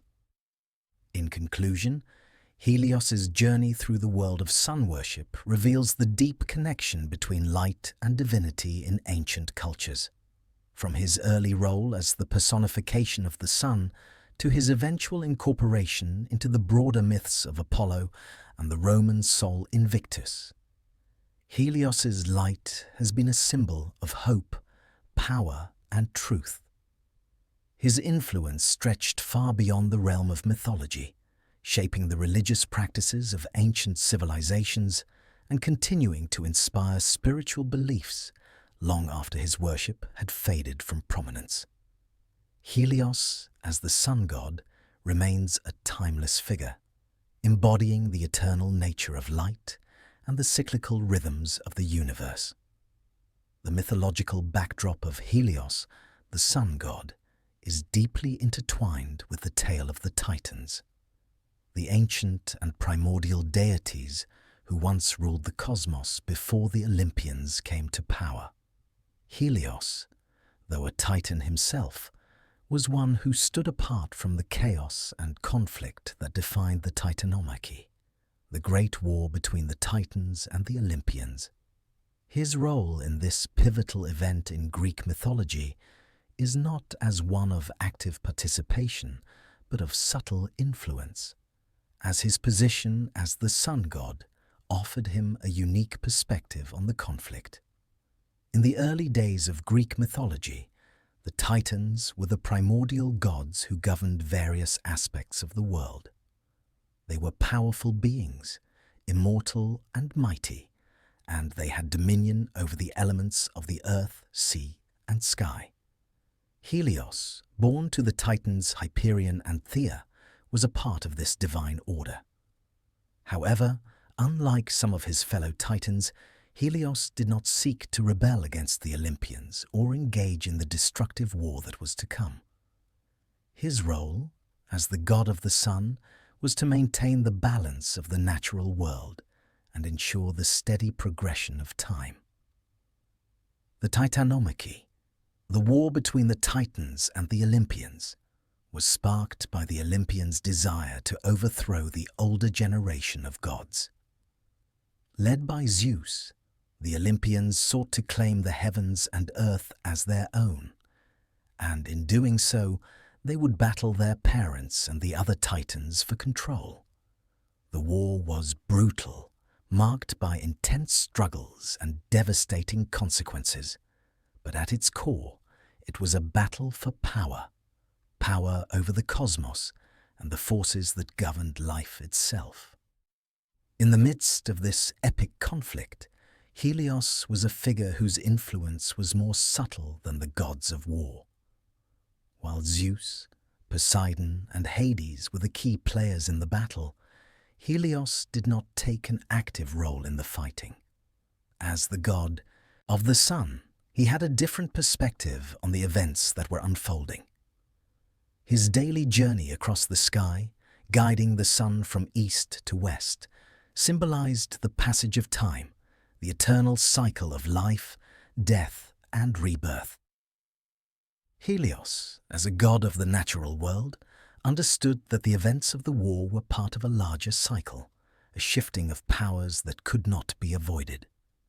Helios's role in the war is marked by his neutrality, yet his position in the celestial hierarchy is crucial. As the sun god, he was an essential force in maintaining the balance of the cosmos. His light brought life to the earth, his rays nourished the crops, and his journey across the sky marked the passage of time. Without him, the world would be plunged into darkness, and the natural order would falter. This made Helios a figure of immense importance in the grand scheme of the war. While he did not actively fight, his power was felt by all who inhabited the heavens and the earth. His unwavering presence as the sun god symbolized the unbreakable cycles of nature, and his light was the force that bound the world together. During the war, the Olympians faced off against their parents, the Titans, and their allies. Zeus, with his thunderbolts, fought fiercely to assert his dominance over the heavens. Poseidon, with his trident, battled the Titans of the seas. Hades, with his dark power, claimed the underworld. But Helios, in his role as the sun god, did not engage in the physical battles. Instead, he observed from his position in the heavens, his light illuminating the struggle below.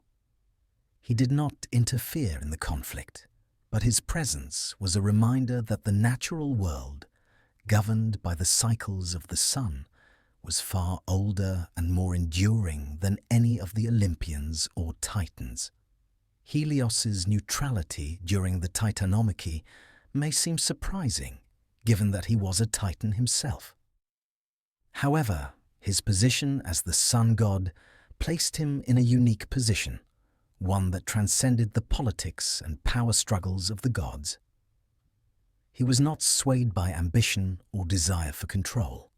His role was to guide the sun across the sky, to ensure the passage of time, and to maintain the delicate balance of life. In this sense, Helios was a symbol of the natural order, a force that could not be easily altered or destroyed, even by the gods.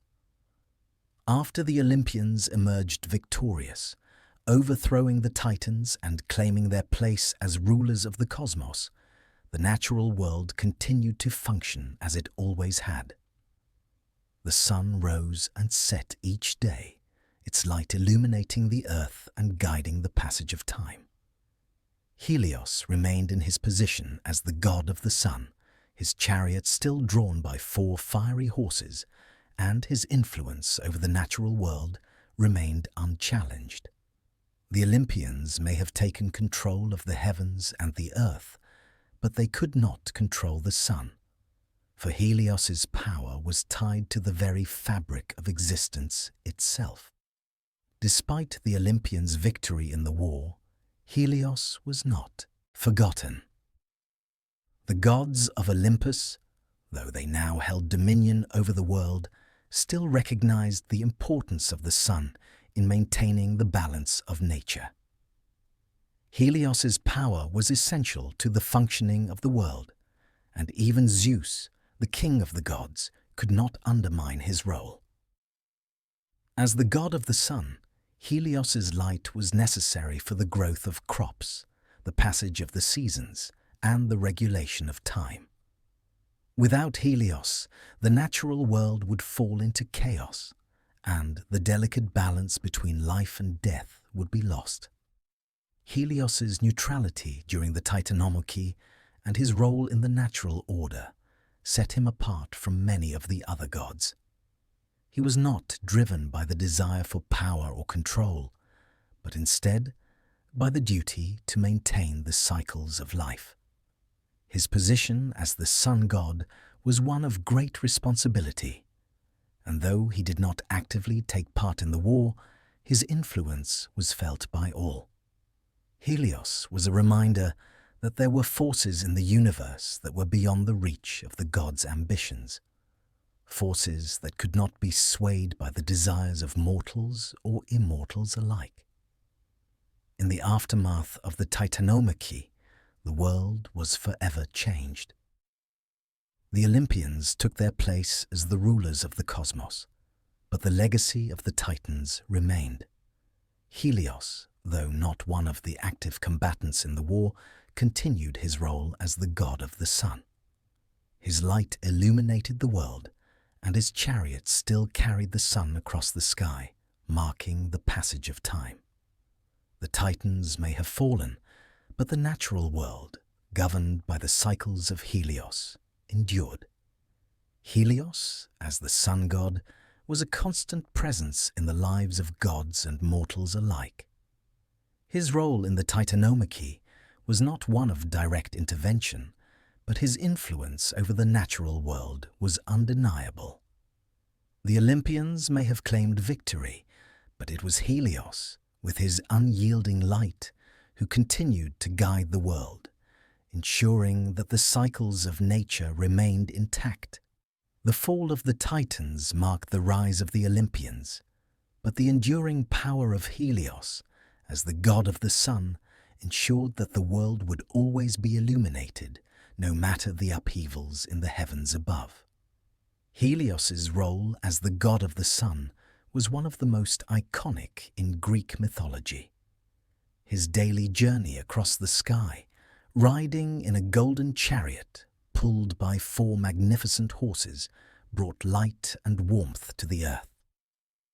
This celestial task, though seemingly routine, was fraught with danger, for the sun's path was not an easy one to follow. The journey of the sun, and by extension Helios's journey, was a symbol of the cyclical nature of time.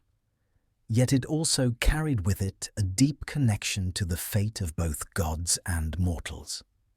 The chariot of Helios, an iconic and powerful symbol, became central to a particularly tragic tale, that of Phaethon, Helios's son. The myth of Phaethon is one of the most well-known stories in Greek mythology, involving themes of ambition, pride, and the inevitable consequences of overreaching. Phaethon, eager to prove his divine heritage, sought to drive the chariot of the sun across the sky, just as his father did every day. However, His youthful arrogance and lack of understanding of the immense power he sought to control led to disaster. His tragic attempt to harness the chariot of the sun resulted in the scorching of the earth, the near destruction of the world, and, ultimately, his death. This event serves as a powerful reminder of the sun's overwhelming power and the fatal consequences of overestimating one's abilities. Helios, as the god who controlled the sun, had long been aware of the immense responsibility that came with his role. He guided his chariot each day across the sky, ensuring that the world below received the right amount of light and warmth. The horses of his chariot, often described as fiery and untamable, were as much a part of his power as the sun itself. The journey of the sun was a delicate balance, for if the chariot veered too close to the earth, the world would be scorched, and if it strayed too far, darkness would fall. Helios's expertise and divine control over his chariot were crucial to maintaining the harmony of the cosmos. When Phaethon, in his youthful enthusiasm, begged his father to allow him to drive the sun's chariot, Helios initially hesitated. He understood the dangers involved in guiding the chariot, and he was fully aware that no mortal, no matter how divine their lineage, could handle the immense power that the sun's chariot commanded. However, Helios, moved by his son's persistence, finally agreed, albeit with great reluctance. He warned Phaethon of the dangers that lay ahead and instructed him on how to control the horses. But the young god did not fully understand the consequences of his request. Phaethon's first mistake came almost immediately after he took the reins of the chariot. The horses, wild and powerful, did not obey him as Helios had hoped.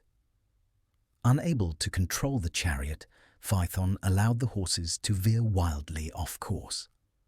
As the chariot approached the earth, its intense heat began to scorch the landscape, causing the rivers to dry up, forests to catch fire, and the very earth to crack and burn. The sun's power, in the hands of an inexperienced god, became a destructive force rather than a life-giving one. As the chariot veered further from its intended path, chaos erupted. The gods, watching from their positions on Mount Olympus, were horrified by the devastation that was unfolding below. Zeus, the king of the gods, realized that the only way to prevent the earth from being completely destroyed was to intervene. With a thunderbolt, he struck Phaethon down, sending him plummeting to his death and restoring balance to the world. The horses of the sun's chariot were brought back under control, and the sky returned to its proper course. The world, though scorched, was saved, but at the cost of Phaethon's life.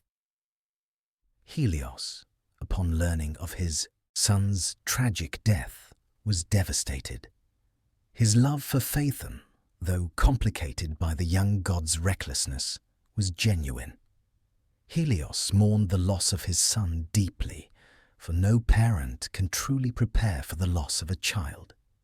The aftermath of Phaethon's death was a painful one, not just for Helios, but for the entire cosmos. The balance of the natural world had been threatened, and though the damage was repaired, the scars of Phaethon's reckless actions remained. The myth of Phaethon and the sun chariot serves as a cautionary tale about the dangers of overreach and the importance of knowing one's limits. Phaethon's attempt to drive the chariot of the sun represents the youthful desire to prove oneself, to take on a task that is beyond one's ability, and to challenge the divine order. In many ways, it reflects the tension between fate and free will in Greek mythology. The idea that even the gods themselves are bound by the natural laws of the universe, and that tampering with these forces can lead to destruction. Helios's reaction to Phaethon's death was a complex one. As a father, he grieved for his son. But as a god who understood the laws of the universe, he also recognized that the tragedy was the result of his son's own actions. Phaethon's death, though painful, was the inevitable consequence of his recklessness. Helios, in his sorrow, did not retaliate or seek revenge. Instead, he withdrew from the world, allowing his light to soften, as though he too was mourning the loss of his child. This period of mourning symbolized the fragility of life, even in the divine realm, and the ever-present shadow of fate. The fate of Phaethon and the sun chariot also had wider implications in Greek mythology, as it symbolized the dangers of hubris and the importance of understanding one's place in the world. Phaethon, though divine in his bloodline, was not equipped to control the sun's chariot.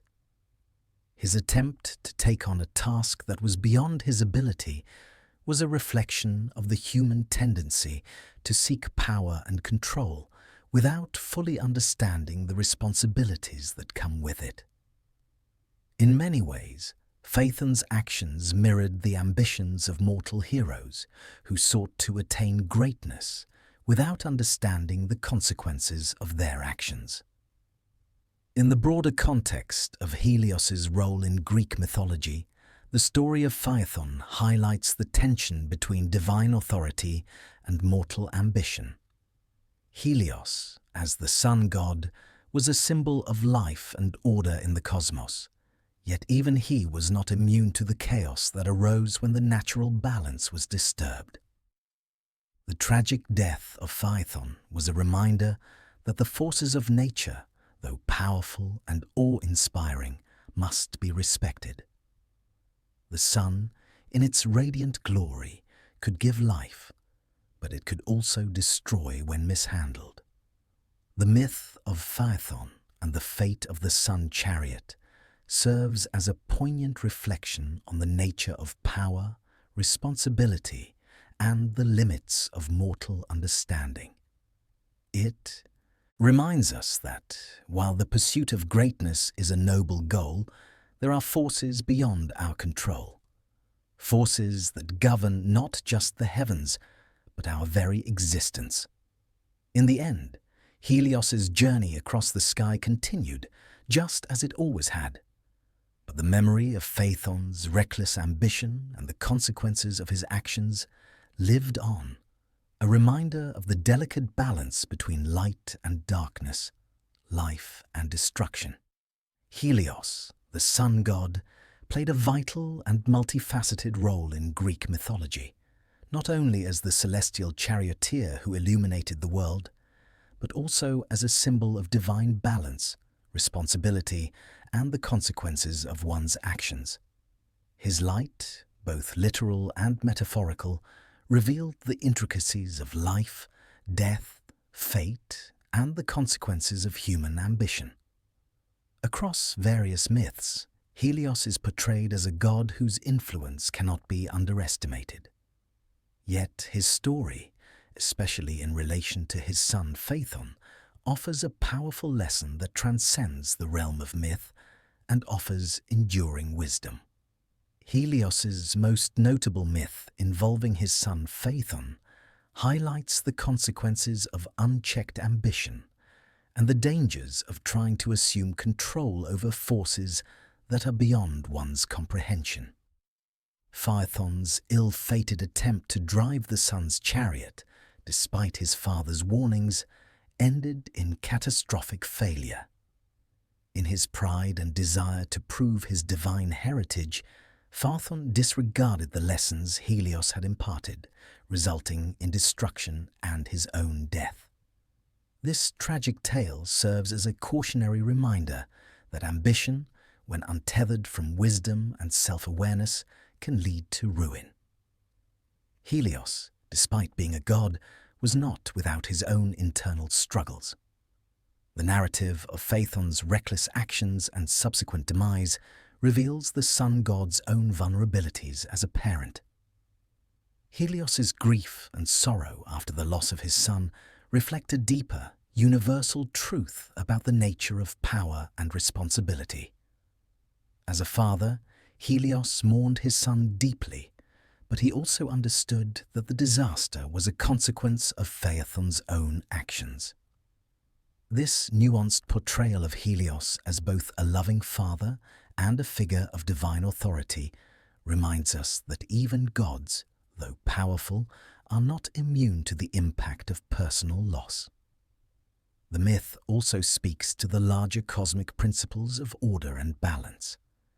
Helios, as the god of the sun, was responsible for maintaining the cycle of day and night, ensuring that life on Earth could continue. The sun, with its rays, was a force that both nurtured and sustained life. However, when Phaethon lost control of the chariot, the natural order was disturbed, and the consequences were catastrophic. The earth was scorched, rivers dried up, and the world was on the brink of destruction. Helios's story here serves as a metaphor for the delicate balance between light and darkness, creation and destruction, and the need to respect and honor the forces of nature. Phaethon's desire to take control of the sun's chariot, one of the most powerful and sacred aspects of the divine world, symbolizes a human inclination to reach beyond one's limits, to seize power without fully understanding the weight of that responsibility. In the myth, the act of taking the reins of the sun's chariot was an overt expression of hubris, a classic theme in Greek mythology. Hubris, or excessive pride, was often seen as the most dangerous flaw a mortal could possess, and it inevitably led to nemesis, divine retribution. Phaethon's downfall illustrates the tragic consequences of overreaching, without the wisdom and preparation to handle such immense power. Helios's reluctance to allow his son to drive the chariot underscores an important aspect of divine responsibility, wisdom and caution. Helios knew that the forces he controlled were not meant for mortal hands, no matter how divine one's heritage might be. The sun's chariot, guided by an experienced and responsible god, maintained the balance of life on Earth. But when Phaethon, in his youthful arrogance, attempted to take that role, he proved that some powers were simply too great for even the gods to control without proper respect and understanding. Helios's warning to Phaethon and the subsequent tragedy is a reflection of the need for humility, both in mortals and in gods, and the understanding that power comes with immense responsibility. The myth of Phaethon's tragic end also illustrates a recurring theme in Greek mythology, the idea that destiny cannot be outrun. Phaethon, despite his best efforts, could not escape the prophecy that he would fall victim to his own recklessness. This idea of inevitable fate is central to many myths, where individuals or gods struggle against forces beyond their control, only to have their destinies fulfilled in ways they cannot alter. Helios, despite his power, could not prevent Phaethon's demise. While he offered guidance and warnings, the tragic outcome of his son's ambition was the result of actions taken by Phaethon himself. However, in the broader context of Helios's influence, the story also suggests that the sun, while a powerful and vital force, is not infallible. Helios, as a god, was not immune to the consequences of his own familial connections. His grief and sorrow after the death of Phaethon reveal a more compassionate and vulnerable side to his character. The sun, which brings light to the world and sustains life, also casts shadows. And Helios, as its embodiment, is no exception. His story is a reminder that even the most powerful of beings, whether divine or mortal, are subject to the whims of fate and the consequences of their actions. In addition to the lessons of humility and respect for power, the myth of Helios and Phaethon also brings attention to the importance of balance. The sun's light, which Helios commanded, was not just a symbol of creation and life, but also of destruction. The earth could not survive without the sun. Yet, the sun's intense heat, when uncontrolled, could scorch the earth and bring about ruin. This dual nature of Helios's power, life-giving and destructive, speaks to the need for moderation and restraint. In the hands of a god like Helios, this balance was maintained. But when the chariot of the sun was mishandled, the results were catastrophic.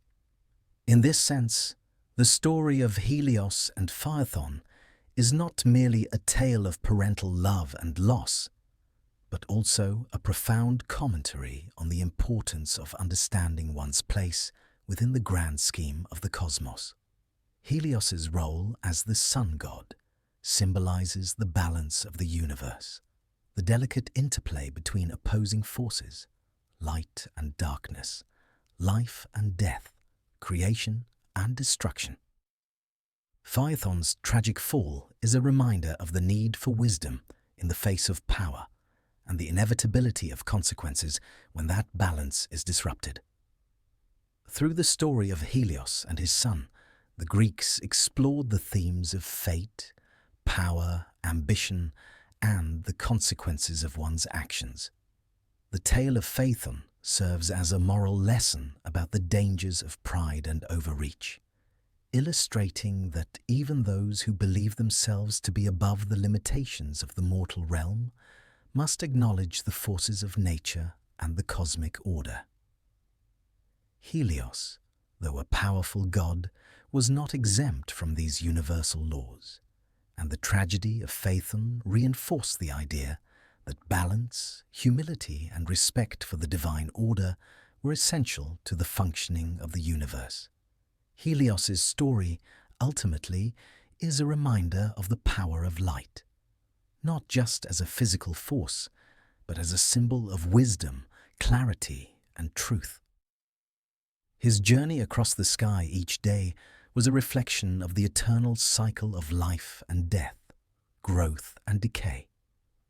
And while Phaethon's tragic mistake brought devastation, it also ensured that the world, under the watchful eyes of Helios, would continue its cycle, as the sun would rise again and the world would be illuminated once more.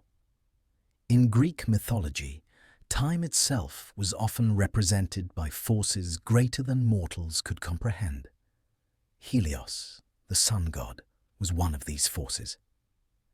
His daily journey across the sky symbolized not only the passage of time, but the unrelenting rhythm of life itself. His chariot, drawn by 4 fiery steeds, marked the steady progression from dawn to dusk, and in doing so, Helios governed the cyclical nature of day and night, life and death, growth and decay.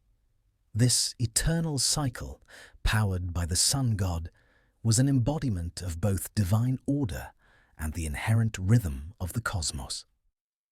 The most profound aspect of Helios's role in the mythology of the ancient Greeks was his connection to the passage of time. Unlike other gods, whose influence was often bound to specific domains such as love, war, or wisdom, Helios had power over the very fabric of the universe's time, which made him both a witness to and a participant in the unfolding of every moment. Whether it was the steady rise and fall of civilizations, the growing of crops, or the aging of mortals, Helios's chariot marked the passage of time for all beings on Earth. Each day, as Helios rode his golden chariot across the sky, he was not just lighting the world. He was reminding both gods and mortals alike of the inevitable flow of time and the cycles that govern existence. Helios's journey across the heavens also reflected the concept of fate, an unalterable force that no god, hero, or mortal could escape. Time, in Greek thought, was often intertwined with fate. The passage of days, seasons, and years was seen as the unfolding of a divine plan that could not be thwarted. Helios, as the sun god, played a vital role in this grand design, as his light governed the cycles that allowed life to grow and evolve. Through the sun, God's daily passage, the Greeks understood that their lives were marked by the ever-turning wheel of time. Moments of light followed by darkness, periods of warmth followed by cold. It was a cycle of constant change and renewal. Helios was often depicted as an all-seeing god, able to gaze upon the entire world from his chariot. His vision was not limited to the surface of the earth, nor was he confined to seeing only what transpired in the mortal realm. As he rode his chariot across the sky, Helios saw everything: the private actions of gods and mortals, the unfolding of wars, the rise of empires, and the quiet moments of solitude. He was a witness to the events that shaped history, and in this sense, Helios's light symbolized the inevitability of time and the unchanging nature of fate. His ability to see all things reflected the idea that time is an impartial observer, moving forward regardless of the actions or desires of those who live within it. But while Helios's role as the god of the sun was largely one of impartiality, his light could also reveal the consequences of human actions. The sunlight, in its purity, illuminated both the good and the bad, shedding light on truths that might otherwise remain hidden in the darkness. In this way, Helios's rays were not just a source of life, but also of revelation. The sun's light exposed the hidden truths of the world, unveiling both the beauty of nature and the darker aspects of human nature. Whether it was the exposure of betrayal, the consequences of greed, or the manifestation of guilt, the sunlight revealed everything in its path, often making it impossible for mortals to escape the repercussions of their actions. In some myths, Helios's light is used as a powerful tool of divine justice. The most famous example of this is the story of the nymph Clytie, who was deeply in love with Helios, but was spurned by him when he turned his affection toward another. Distraught, Clytie spent her days watching Helios's chariot cross the sky, grieving for his love and consumed by her own sorrow. As time passed, her obsession with Helios transformed her into a sunflower, eternally following the sun's movement across the sky. In this transformation, Helios's light became a symbol of both the beauty and pain that time could bring. Clytie's transformation, though tragic, reflects the way Helios's sun, in its passage, revealed the eternal cycles of love and loss, marking the passage of time through her immortal transformation. The myth of Phaethon, Helios's son, also emphasizes the consequences of not respecting the natural order and the balance of time. When Phaethon tried to take control of his father's chariot, the resulting catastrophe wreaked havoc on the earth, scorching the land and nearly destroying the world. Helios, unable to prevent his son's tragic fall, witnessed the irreversible consequences of Phaethon's actions. The story of Phaethon serves as a warning about the dangers of unchecked ambition and the destructive power of attempting to control forces beyond one's understanding. Helios's inability to stop the disaster reflects the unyielding nature of time and fate.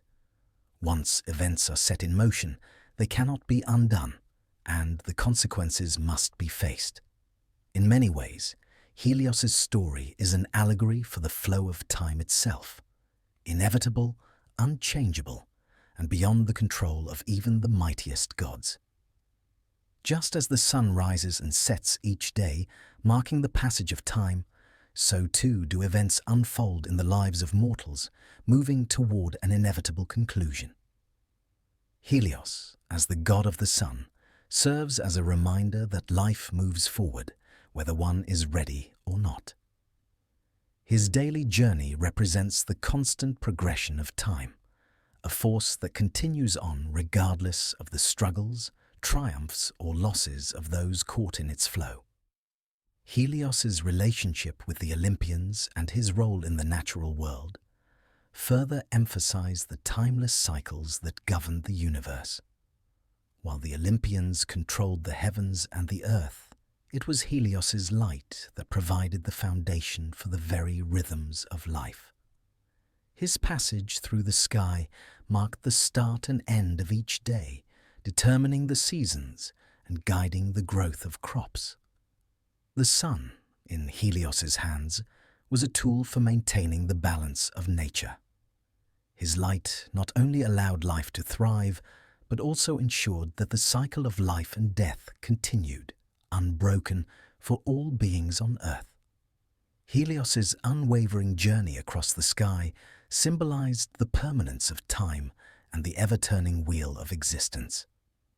In the philosophical sense, Helios also represents the pursuit of knowledge and enlightenment. The sun's light was often seen as a symbol of truth. For just as the sun illuminates the world and reveals its hidden aspects, so too does knowledge illuminate the mind, allowing one to see clearly the world around them. Helios's journey across the heavens can be interpreted as a metaphor for the journey of the soul toward enlightenment, with the sun symbolizing the truth that can only be fully understood through wisdom and experience. In this sense, Helios was not just a god of physical light, but also of intellectual clarity, guiding those who sought to understand the mysteries of the world. The story of Helios, in its many facets, serves as a timeless reflection on the nature of time, fate, and human ambition. The sun god's eternal journey across the sky represents the cycles of life and death, the inevitability of change, and the balance between creation and destruction. Through his light, Helios revealed the truths of the world, both the beautiful and the tragic, and reminded both gods and mortals that the passage of time could never be stopped, only experienced. His role as the sun god was not merely to bring light, but to guide the flow of time, ensuring that all things, whether good or bad, would eventually come to pass. As the story of Helios, the sun god, draws to a close, we are reminded of the profound and eternal influence that light has over both the mortal and divine realms. Helios, with his radiant chariot and powerful rays, not only illuminated the world, but also provided a timeless symbol of balance, fate, and the passage of time. From his neutral stance in the Titanomachy to his guiding light in the myths of heroes, gods, and mortals alike, Helios's presence remained constant, a divine force that reflected both the beauty and the fragility of existence. Throughout his many myths, Helios embodied the eternal cycles that govern life, day and night, birth and death, growth and decay. His role in the natural order was inseparable from the lives of those he touched, whether they were gods navigating the complexities of their immortality, or mortals facing the consequences of their actions. His light, while a source of life and warmth, also revealed the harsh truths that lay hidden in the shadows. The stories of Phaethon, of the mortal realms, and the sun's unyielding power serve as poignant reminders of the delicate balance between ambition, destiny, and the laws of nature.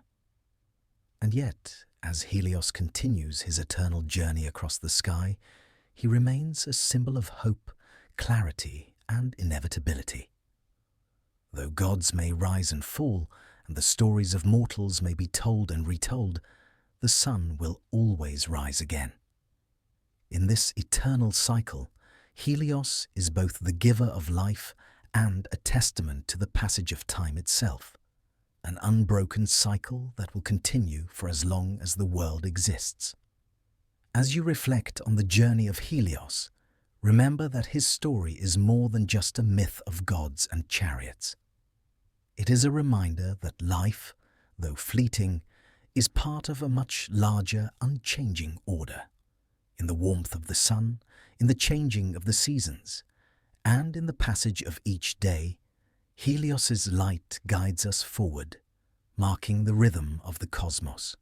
May we, like Helios, continue our own journey through the cycles of life with the same quiet strength, knowing that our paths, like the sun's, are part of something much greater than ourselves.